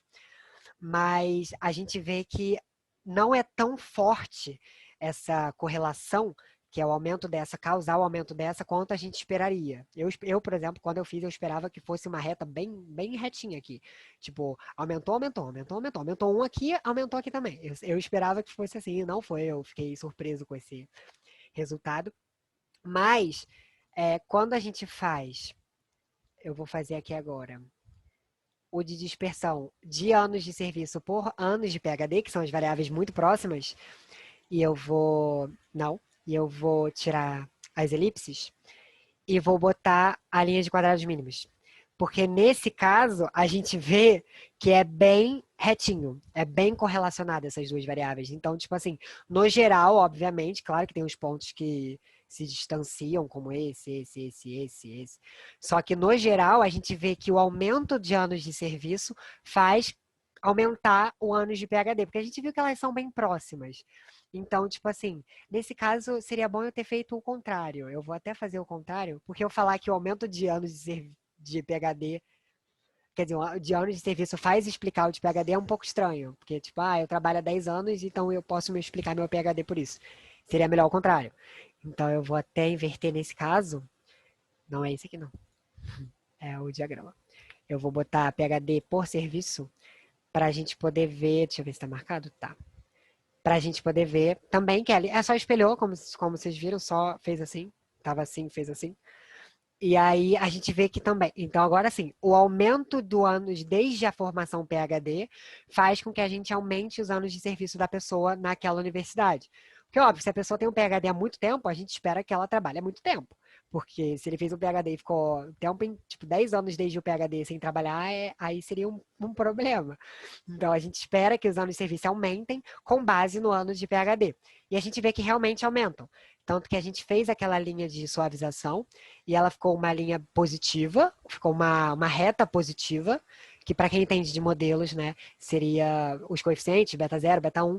Então, a gente viu que é uma reta positiva e a gente vê que o aumento de anos de PhD, então, quanto mais para cá a gente está indo no gráfico, mais para cima a gente também está indo no gráfico. Então, a correlação aqui, porque esses pontos são explicados pela correlação das variáveis. Então, a correlação aqui é alta. E essa correlação é nada mais nada menos que a relação conjunta. Então, o aumento de um faz o outro aumentar. Diminuir um faz o outro aumentar. Aí seria uma correlação negativa. Porque se eu estou aumentando um, eu estou diminuindo o outro, eles têm correlação contrária. Então, seria inversa ou negativa. E, nesse caso, aumentar um faz o outro também aumentar. Então, a gente tem uma correlação positiva. E como os pontos estão bem certinho assim subindo, a gente pode falar que essa correlação é forte. Então, no nosso outro caso, a gente não tinha uma correlação nem um pouco forte,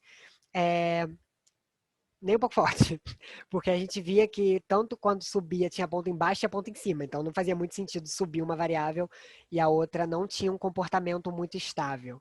Então, a nossa correlação lá não era tão forte quanto essa aqui, que a gente vê que é bem certinho, aumentar faz o outro também aumentar.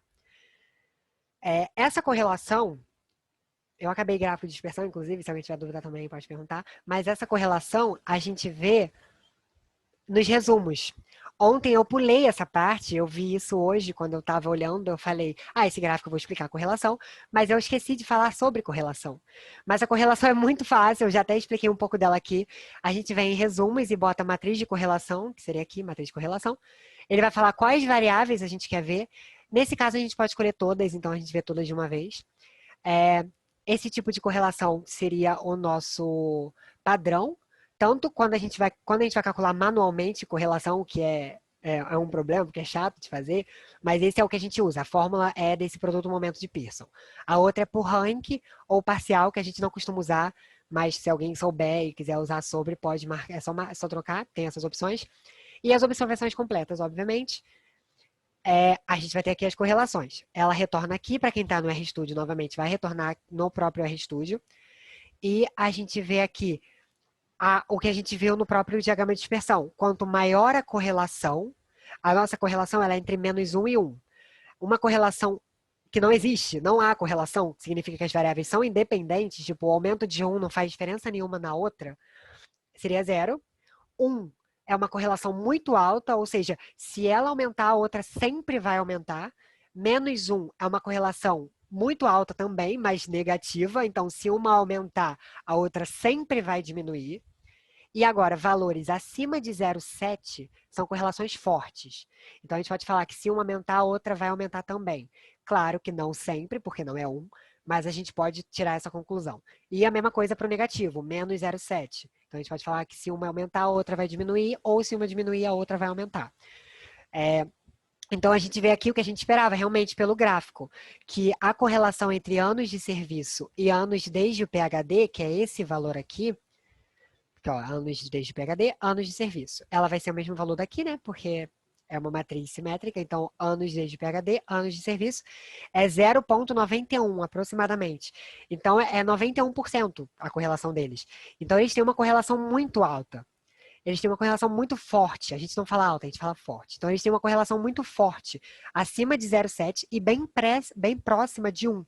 Então a gente fala que quase sempre, porque não é 100%, não é 1, quase sempre aumentar uma variável vai fazer, aumentar o valor de uma variável faz com que o valor da outra variável aumente. Então, quanto mais a gente aumentar o ano desde o PHD, mais a gente vai aumentar o ano de serviço, e vice-versa. Quanto mais a gente aumentar o ano de serviço, mais a gente vai aumentar o ano de PHD.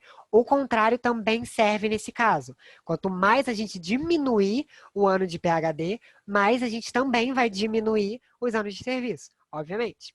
Então, essa é a única correlação que a gente tem que é forte no nosso banco de dados. A gente tinha tirado isso dos dados, porque, por exemplo, a gente fez salário por ano de serviço, e a gente viu que não estava muito bom, não tinha uma tendência, por exemplo, aumentar faz aumentar. Porque a gente viu que tanto aumentar tinha pontos altos quanto pontos baixos. E a pessoa que mais ganha não é a pessoa que está mais tempo trabalhando, que seria o que a gente esperava que seria, se fosse uma correlação alta. Então a gente vê que a correlação delas é 0,33. É uma correlação insignificante. Ela nem é considerada fraca, ela é considerada insignificante.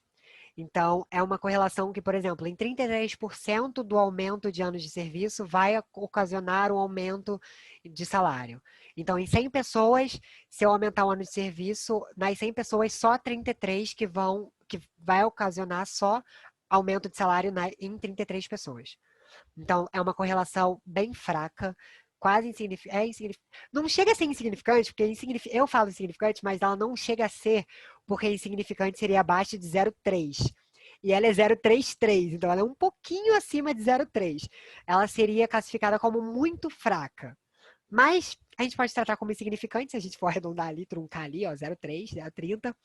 Então, ela é bem próxima da insignificância, então a gente pode falar que essas variáveis, elas se aproximam da independência, porque a correlação delas é bem baixa. É importante ressaltar, com o ano PHD seria 0,41, seria bem fraca também, porque a gente vê que essas duas são bem parecidas. Então, se uma é fraca, a outra também é. E é importante ressaltar que aqui vai ser sempre uma matriz com diagonal 1, porque, obviamente, se eu aumentar o ano de serviço, eu aumento o ano de serviço, porque é a mesma coisa. Tá, então esses foram os gráficos. Se alguém tiver dúvida sobre o gráfico, pode perguntar, porque agora eu já vou pular para a importação de dados e finalizar, porque falta 25 minutos. E... que é esse aqui? Ah, tá. E é isso. Essa correlação eu devia ter dado ontem, mas foi bom que eu dei hoje, porque o gráfico de dispersão, ele explica muito da correlação. A correlação influencia muito nele, na verdade, né? Então, a gente consegue ver tanto pelo gráfico, quanto pelos próprios valores que estão aqui no R. Calvin, tem uma pergunta para você no bate-papo, você deu uma olhadinha? Oi, tá. Ah, é verdade, desculpa, eu pulei a categoria, é verdade. E eu sumi do chat, porque agora que eu vi que tinha um monte de pergunta. Só que não estava piscando laranja para mim, eu não sei o que aconteceu, porque normalmente quando tem alguma pergunta, fica piscando laranja aqui para mim e não piscou. E aí foi um problema. Teve gente que respondeu para mim, obrigado, inclusive. Só que eu vou importar os dados, eu vou tentar ver todas aqui agora. Como calculo o erro, vou explicar. Dúvida, Outlier 44, vou explicar também.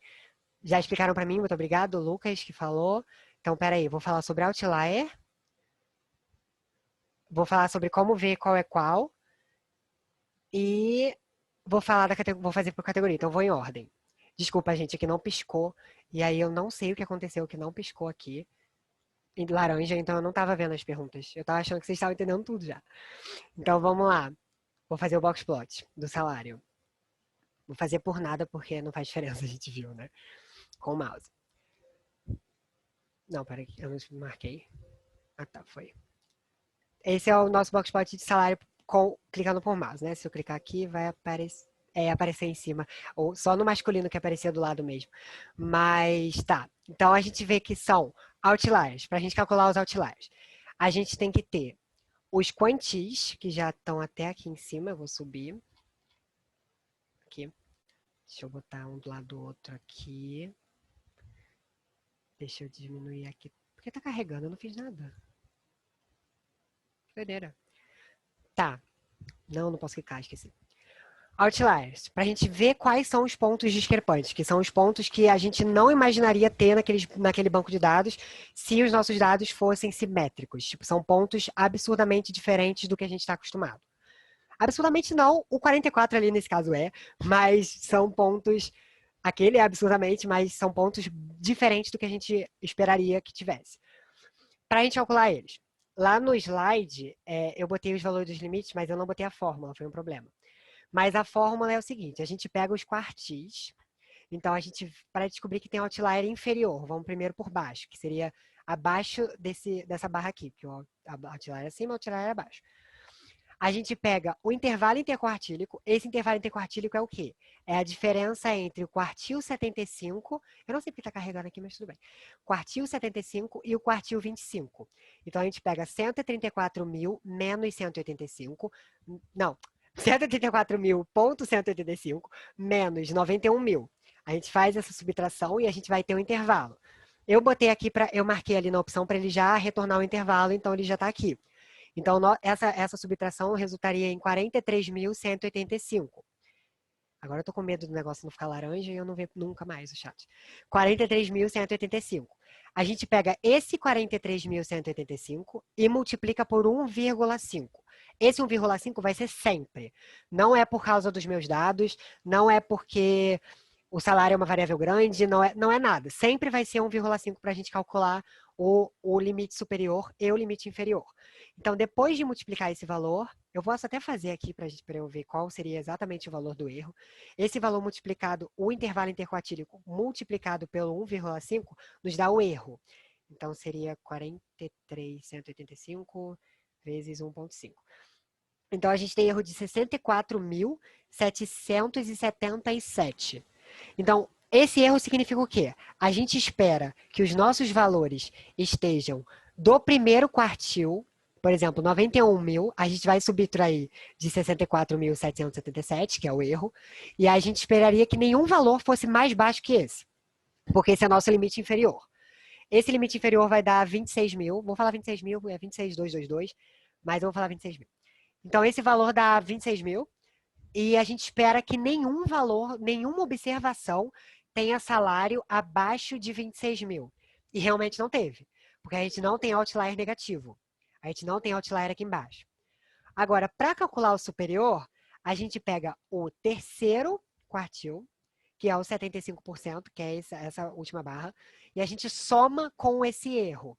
E a gente aí vai fazer 134.000 mais 64.777, blá, blá, blá, que são várias decimais ali, e a gente vai chegar em 199.000 aproximadamente. Então, a gente espera que nenhum valor, nenhuma pessoa nesse banco de dados receba mais do que 199.000 em 9 meses. Mas a gente tem 3 observações, a gente teve 3 professores que recebem mais do que 199.000, que são os professores da linha 44, da linha 250 e da linha 365.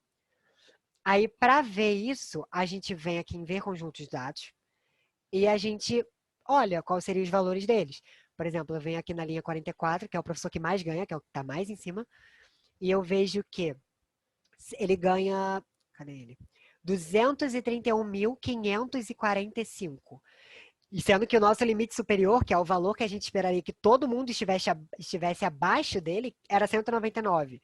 Então, ele ganha mais do que 30 mil. É 31, então. Ele ganha mais do que 30 mil do que a gente esperaria que ele ganhasse no máximo, assim, estourando 199 mil. Eu posso mostrar até os outros aqui que eu não mostrei, mas seria o 250. Então, a gente vem aqui em 250. E aí ele ganha 204 mil. Eu falei, mas eu não mostrei, né? E o 365 lá embaixo, ele ganha 205.500. Então, ele ganha 205.500. Então, todos esses três, ganham a mais do que 199 mil. E o resto, todo mundo tirando desses três, ganha menos do que 199 mil e mais do que 26 mil, que é o nosso limite de baixo. Então, é assim que a gente identifica o outlier, fazendo esses limites superior e inferior e vendo se tem observação acima e abaixo dos limites. Agora, eu estou respondendo uma pergunta muito antiga, eu não sei se já tinham te respondido, mas esses eram os outliers. O chat é um problema para mim, porque ele não está mais ficando laranja. Ah, agora ficou. Obrigada, entendi. De nada, e desculpa ter demorado para responder. Eu fechei o R-Commander. Ah, não fechei não. Ele tá aqui. Nossa, achei que eu tinha fechado. Tá. Agora por categoria, que eu também tinha esquecido. Vamos fazer por categoria. Então, seria o de dispersão, né? Que foi o último que eu fiz. Então, a gente faz o diagrama de dispersão. Então, a gente faz salário. Eu vou fazer salário, ano de serviço, que é o primeiro que eu tinha feito, por sexo, que é o mais interessante, que a gente gosta de separar mais. Eu vou tirar a linha. Eu posso botar a linha, porque eu não botei nessa, só pra gente ver. E ele fica assim. Peraí que a cor do meio tá horrível. Ele botou uma cor muito ruim. Eu vou tentar mudar aqui. Porque ele bota os dois juntos, só que a cor do meio tá invisível. Porque provavelmente ele botou branco ou amarelo e aí a gente não consegue ver. Eu vou fazer de novo. Peraí que eu só tinha visto ficado laranja. E a correlação. Sim, a correlação. Não, a correlação separada? Ah, tá. Faz sentido, eu posso fazer. Mas eu acho que a correlação separada ele não faz aqui, porque a gente costuma usar. Ah, não, a correlação separada a gente costuma usar a correlação de variável inteira mesmo. A gente não separa em categoria. Aí, para isso, a gente teria que ter no nosso banco de dados, por exemplo, sexo 1 e sexo 2. Aí seria só para homens, separar só para homem e só para mulher. Aí a gente faria salário, a correlação de salário com sexo 1 e a correlação de salário com sexo 2. Entendeu? Porque aqui ele não faz por categoria. Só que a gente consegue ver se ela é maior ou menor quando a gente faz o gráfico. Eu só tenho que ver se eu vou conseguir mudar a cor dele. Não, sim. Sexo. Deixa eu ver se é isso aqui. Se ele melhora assim. Não, ele tá botando o homem como invisível. Salário versus idade. Idade? A gente não tem idade. A gente tem sexo, salário por sexo, Ah, tá, entendi. Salário por tempo por categoria profissional. Entendi. Vou fazer. A idade é o ano, sim, eu entendi depois. Mas deixa eu só ver se eu consigo resolver o problema da cor. Eu teria que mudar, eu acho que a própria... Ele não deixa eu mudar a cor. Por isso que eu nem fiz isso no slide. Deixa eu ver se eu mudar aqui vai. Mas é porque tá rosa, eu não entendi. Azul. Porque eu acho que ele tá dando problema nessa variável. Porque o certo... Deixa eu tirar a linha, talvez. Deixa eu tirar tudo que eu botei pra ver se vai. Tipo assim, ele tá fazendo só pras mulheres. Eu não tô entendendo por quê. Eu vou tentar ver isso aqui daqui a pouco. Peraí, deixa eu só ver se o outro vai sair direitinho, porque senão eu explico importação de dados, que é o que falta, e depois eu volto para isso aqui para ver se eu consigo resolver. É salário por anos por sexo, né? Não, peraí. Não, por rank, Seria isso aqui, porque isso aqui tá certo. Viu? Ele só tá fazendo o primeiro. Eu não sei qual o problema que deu. Eu vou tentar ver daqui a pouco. porque ele tá desconsiderando as outras como se fossem, tipo, invisíveis. As... Isso aqui não faz, isso aqui é outra coisa. As outras categorias. E eu nem consigo escolher um só, né? Podia dar pra escolher um só. Tipo, rank 1, aí eu fazia 3 gráficos pra cada rank, mas ele tá... Não podia. Mas a gente consegue ver a linha, pelo menos a linha ele fez pra cada um. Eu não sei qual o problema que deu aqui, eu vou tentar ver depois. Mas eu sei que a linha a gente consegue ver. Então, salário por ano de serviço pro rank, não consegue não. Ele tá dando problema pra linha também. Eu não sei o que tá acontecendo com a recomenda, eu vou tentar reiniciar depois, porque isso não era pra acontecer, era pra ir direto. Era pra aparecer as bolinhas, tipo, concentraçãozinha azul, vermelho, rosa, e ele rodar direitinho. Mas quando eu tinha feito por sexo, tinha aparecido as duas linhas. Agora apareceu um monte de linha, tô falando, eu vou iniciar o recomenda que ele deve estar doido. Mas deixa eu só passar a parte de imputação, eu vou voltar pra cá. O recomenda deve ter, fiz muita coisa, ele ficou maluco aqui, provavelmente. Vou até limpar aqui pra não dar problema depois, pra ver se ele acalma os ânimos. Mas ok. Isso foi gráfico, eu vou voltar nessa parte depois por categoria, mas deixa eu ensinar a imputação só para ter passado toda o que eu tinha combinado com vocês de passar. Deixa eu só... Tá. Então vamos lá. A gente, nem sempre, como eu disse, a gente vai usar banco, quer dizer, quase nunca, a gente usa banco de dados do R quando a gente quer testar alguma coisa. Por exemplo, eu faço uma disciplina que é análise multivariada, por exemplo. E aí eu quero ver como que faço análise de componentes principais num banco de dados por exemplo, do meu estágio, do banco de dados do meu estágio. Mas eu não sei se vai dar certo. Então, eu não sei se vai dar certo para lá. Então, eu faço com um banco de dados simples do R, por exemplo, o salário. E aí, se eu conseguir fazer com o banco de dados do R, significa que o que eu vou fazer para os outros, para qualquer outro banco de dados, vai ser o mesmo raciocínio. Se eu conseguir fazer um histograma para salário, se eu pegar um banco de dados de notas de alunos, eu consigo fazer um histograma para notas de alunos, porque o raciocínio é o mesmo, só muda com o que a gente está lidando, qual a variável que a gente está categorizando aqui, que a gente está considerando, a gente está analisando a variável.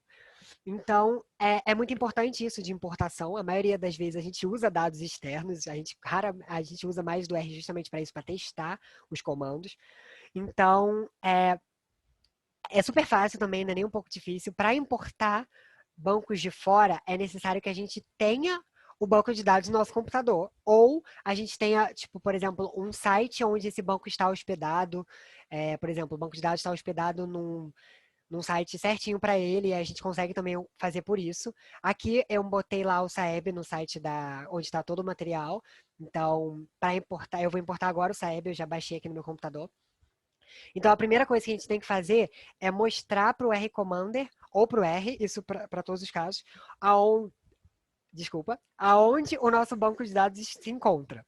Porque ele não vai procurar seu computador inteiro por aquele banco de dados. A gente tem que saber, ele tem que saber em qual pasta o banco de dados está.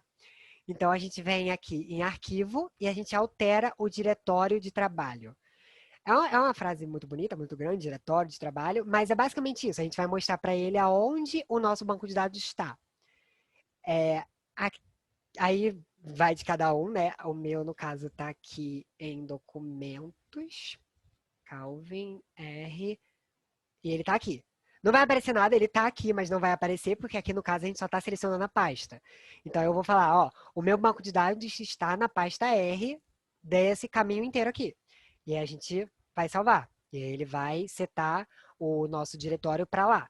Aí agora a gente consegue ler o nosso banco de dados. Importar banco de dados é uma tarefa que de início pode parecer complicada, porque a gente tem que saber exatamente qual o banco de dados que a gente está tratando, qual, por exemplo, o autor, de onde ele é. Por exemplo, no Brasil, a gente usa vírgula como separador decimal. A gente fala, tipo, 1,5 significa 1,5.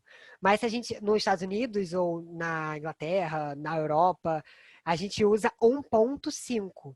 Até no R em si, porque o R é um programa dos Estados Unidos, então ele usa ponto como separador decimal. Então é importante falar isso para o R, porque a gente tem que falar, olha, aqui nesse dado está separado por vírgula. E aí eu importei outro, aqui está por ponto. Ele tem que saber isso para ele saber exatamente o que seria o decimal ali, entendeu? Além do separador, que é outro problema. Eu botei no slide alguns separadores usuais, por exemplo, TXT, a gente usa tab como separador, que seria só apertar tab. Em CSV, arquivos Excel, que você faz direto pelo Excel, faz a planilha pelo Excel. Normalmente o separador é ponto e vírgula. Claro, você não bota ponto e vírgula lá no Excel, mas cada quadradinho do Excel é separado por outro internamente, programacionalmente, por ponto e vírgula. Então, o Excel, você, claro, lá é cada quadradinho, mas ele entende que você está separando por ponto e vírgula. Então, esses são os mais básicos. Normalmente a gente usa ou planilha ou TXT.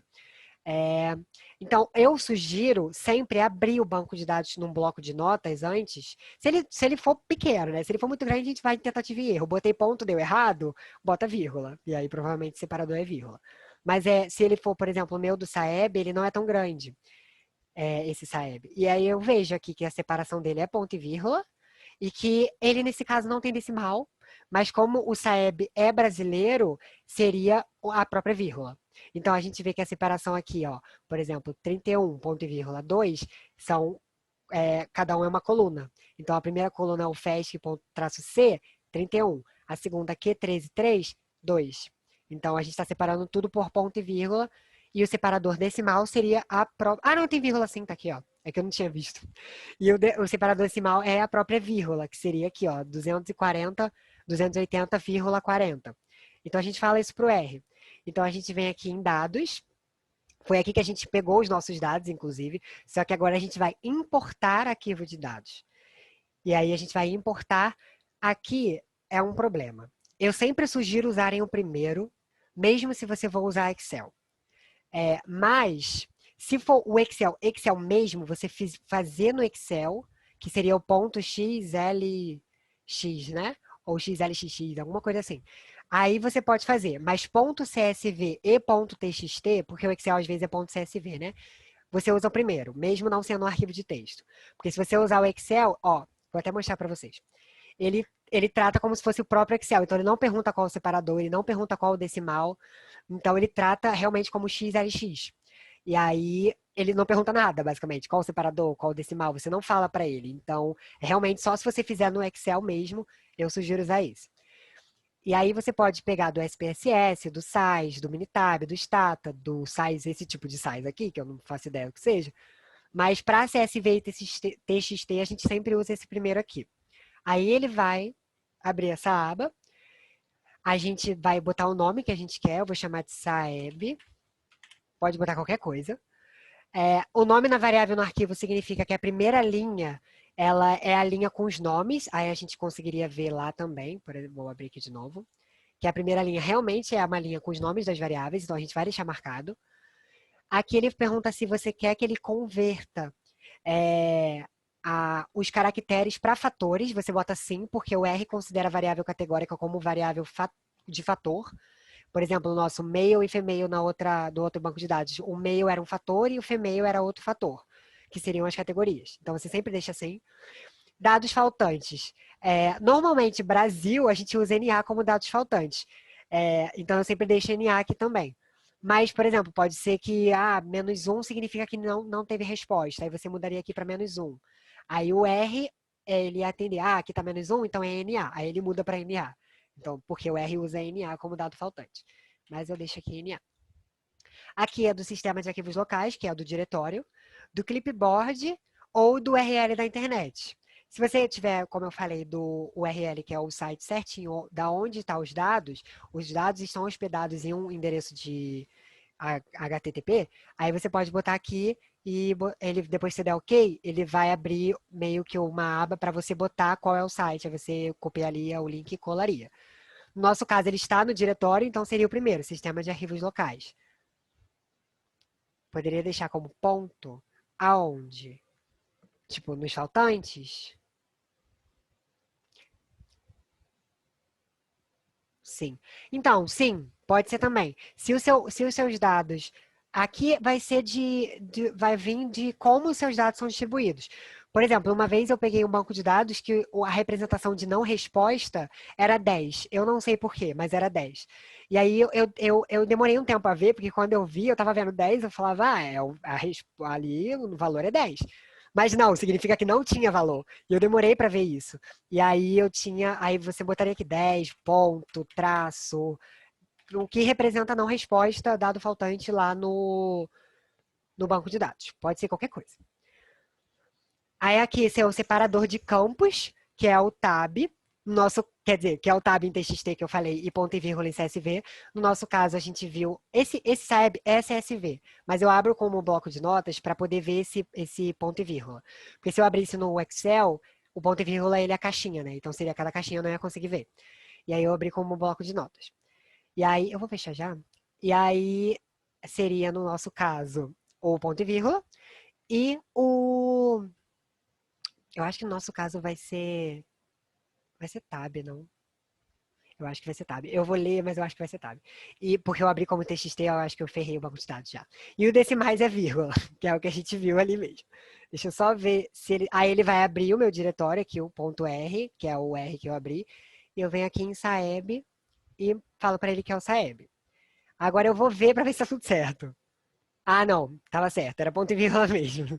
Aí você vê se tá tudo certo, ó, deu tudo certinho, tá exatamente como tá lá, separadinho. Se o seu separador tiver errado, vai ter só uma coluna.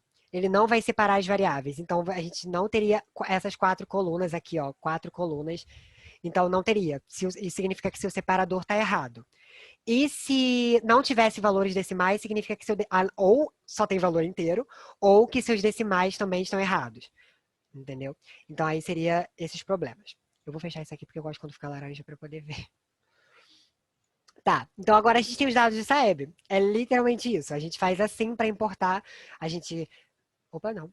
A gente faz assim para importar, a gente consegue ver, a gente faz exatamente as mesmas coisas para os dados do Saeb. A gente pode ter o resumo, que é o summary, que é aqui mais ou menos a média, a mediana, os quartis, o mínimo, o máximo de cada variável. Deixa eu só explicar para vocês o que é cada uma, porque meu tempo vai acabar. De variável qualitativa, a gente tem as 3 primeiras. Isso aqui é uma subamostra, os dados de Saeb, que é uma prova, não sei se todo mundo conhece, mas é uma prova como se fosse um simulado para avaliar a proficiência de diversas matérias físicas, todas as matérias, física, matemática, português, por estado, por sexo, por se a pessoa gosta ou não da matéria, então tem muitas perguntas, mas esse aqui eu separei só em 4, esse banco de dados, que ele é enorme, peguei só 4 para fins de explicação, né? E ele tem 722 alunos, também não são todos, eu não peguei todos. As variáveis qualitativas, a primeira é o estado. Isso aqui não é muito considerável, né? Que eu fiz média mediana do estado, porque não faz sentido, mas é porque eu selecionei todas ali. Mas só para aparecer aqui o nome, mas eu posso botar por aqui também, mais fácil. A primeira é o estado, que seria a unidade federativa, na verdade. E aí, 31, nesse caso só tem 2, porque eu peguei só as primeiras linhas, né? Eu não peguei todas. Mas 31 é Minas Gerais e 35 é São Paulo. Então, tá aqui para baixo. 35 seria São Paulo. Aqui o Q1, 13.3 é a pergunta do simulado 13.3. E a pergunta era qual o sexo. Então, 2 é feminino e 1 é masculino. Nesse caso, não está meio e femeio, então a gente tem que se atentar a isso também. 2 significa que são mulheres e 1 significa que são homens. Aqui é 26.3, que é a 26.3 pergunta do simulado.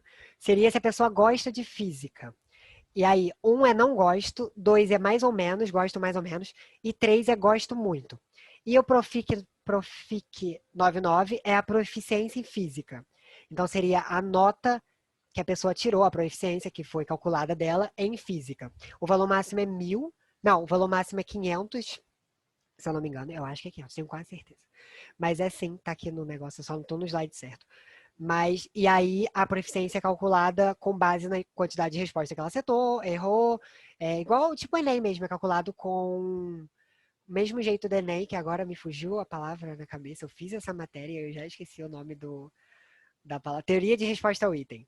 É calculado dessa maneira, TRI, TRA. É calculado por TRI, e aí é o mesmo esquema do cálculo do Enem. Eu falei 1.000 justamente por causa do Enem, mas aqui eu acho que só vai até 500. E aí, essa é a única variável quantitativa que eu botei para a gente poder avaliar se estado, sexo e gostar ou não de física, que a gente espera que sim, né? Pelo menos essa, muda muito a proficiência em física. E aí eu deixei algumas perguntas que eu ia fazer hoje, só que não vai dar, que eu ia fazer, então fica meio que assim, eu não vou ver mais vocês, provavelmente, mas vocês têm meu e-mail. E, e eu tenho como se fossem uns exercícios que eu botei em qual dos dois estados o desempenho de física parece ser melhor, e aí a gente teria que ver o desempenho de física por estado. E alunos que gostam de física parecem ter mais um desempenho melhor do que os que não gostam, então a gente categorizaria por gostar. Perguntei a mesma coisa para sexo, se tem alguma preferência, se homens ou mulheres, qual que parece gostar mais de física, qual parece gostar mais de física. E depois eu perguntei qual parece ter as maiores notas. Então são duas coisas diferentes, porque gostar de física é uma outra variável aqui que a gente tem aqui. E em qual estado parece ter mais aluno que não gosta de física. Então a gente veria estado e gostar ou não, e qual desses estados a gente parece ter, porque como é uma amostra a gente não pode ter certeza, mas qual desses estados parece ter alunos que gostam mais e gostam menos de física. Então, tá tudo no slide, essas perguntas, não sei. Então, tá tudo lá no slide. Eu fiz essas perguntas para toda vez que eu dei esse curso de Recommander, eu passei as mesmas perguntas. Então, eu sei as respostas de cabeça já. Então, pode perguntar se vocês, tipo, deu isso, pode confirmar. Se quiser que eu faça o gráfico e mande, tipo, eu não consegui fazer, eu posso fazer e mandar para ver se está igual o seu também. Não tem problema. Meu e-mail, o problema é que acabou a hora e eu não consegui resolver o problema do gráfico não apareceu os três categorias, eu não faço ideia. Eu vou tentar fechar e abrir rapidinho aqui, gente, para ver se vai. E sim, vai ter essa gravação no YouTube depois. Deixa eu fechar aqui, só para eu ver se vai. Porque realmente eu não sei por que não foi. E eu não sei se está carregando também, pelo visto não está. Não, tá sim. Vamos ver se vai abrir. Porque, nossa senhora, nunca tinha acontecido isso. E eu queria perguntar para a menina que estava com aquele problema de não estar aparecendo as abas, se ela conseguiu. Porque eu fiquei pensando nisso o tempo inteiro. E eu não sei se ela conseguiu resolver. Ai, Calvin, não consegui. Eu fechei o R, abri de novo, não sei. Vou Deu tentar travou agora. reinstalar ele depois. Eu não acho que seja isso. Tipo assim, claro que o R é um programa gratuito, então tem vários programas assim. Mas eu realmente não faço ideia. Esse é o problema, porque nunca aconteceu. E todas as vezes que eu passei isso, e normalmente foi em laboratório mesmo, então eu estava olhando as pessoas fazendo enquanto eu explicava, e eu olhava e, tipo, todo mundo tinha isso. Então, eu não sei. E pelo visto, como ninguém falou nada, eu presumi também que só foi um problema seu, assim, tipo, que aconteceu só com você. Então eu realmente não faço ideia. Eu não consigo te ajudar nisso. Ah, E eu imagina. fiquei curioso nisso também, porque como eu nunca vi, eu fiquei pensando, tipo, gente, como é que pode não aparecer essa opção? Porque, tipo assim, nesse caso não era uma opção tão fundamental, né? Nesse É. caso. Mas podia ser, tipo, se ele tem as opções, tem que aparecer todas. Não faz sentido não aparecer. Não sei se é porque eu baixei pela biblioteca de São Paulo e não a do Rio. Não sei se isso ia ter alguma diferença. Não, Não, né? eu acho que só teria se você tivesse baixado em bibliotecas de outros países. Tá. Direto eu entro, eu clico em qualquer um. Às vezes eu clico na Bahia, clico em São Paulo, e não sei. Agora o meu R Commander não quer nem abrir, então eu realmente acho que aquele problema foi um problema de R Commander. Mas aqui, se as pessoas eu vou tentar fazer o gráfico aqui, mas já acabou, gente. Então, quem precisar sair, tá liberado. Muito obrigado para todo mundo que veio, todo mundo que viu. Essas duas coisas que se eu não conseguir resolver a do gráfico, a da Amanda eu não consegui resolver, não faço ideia.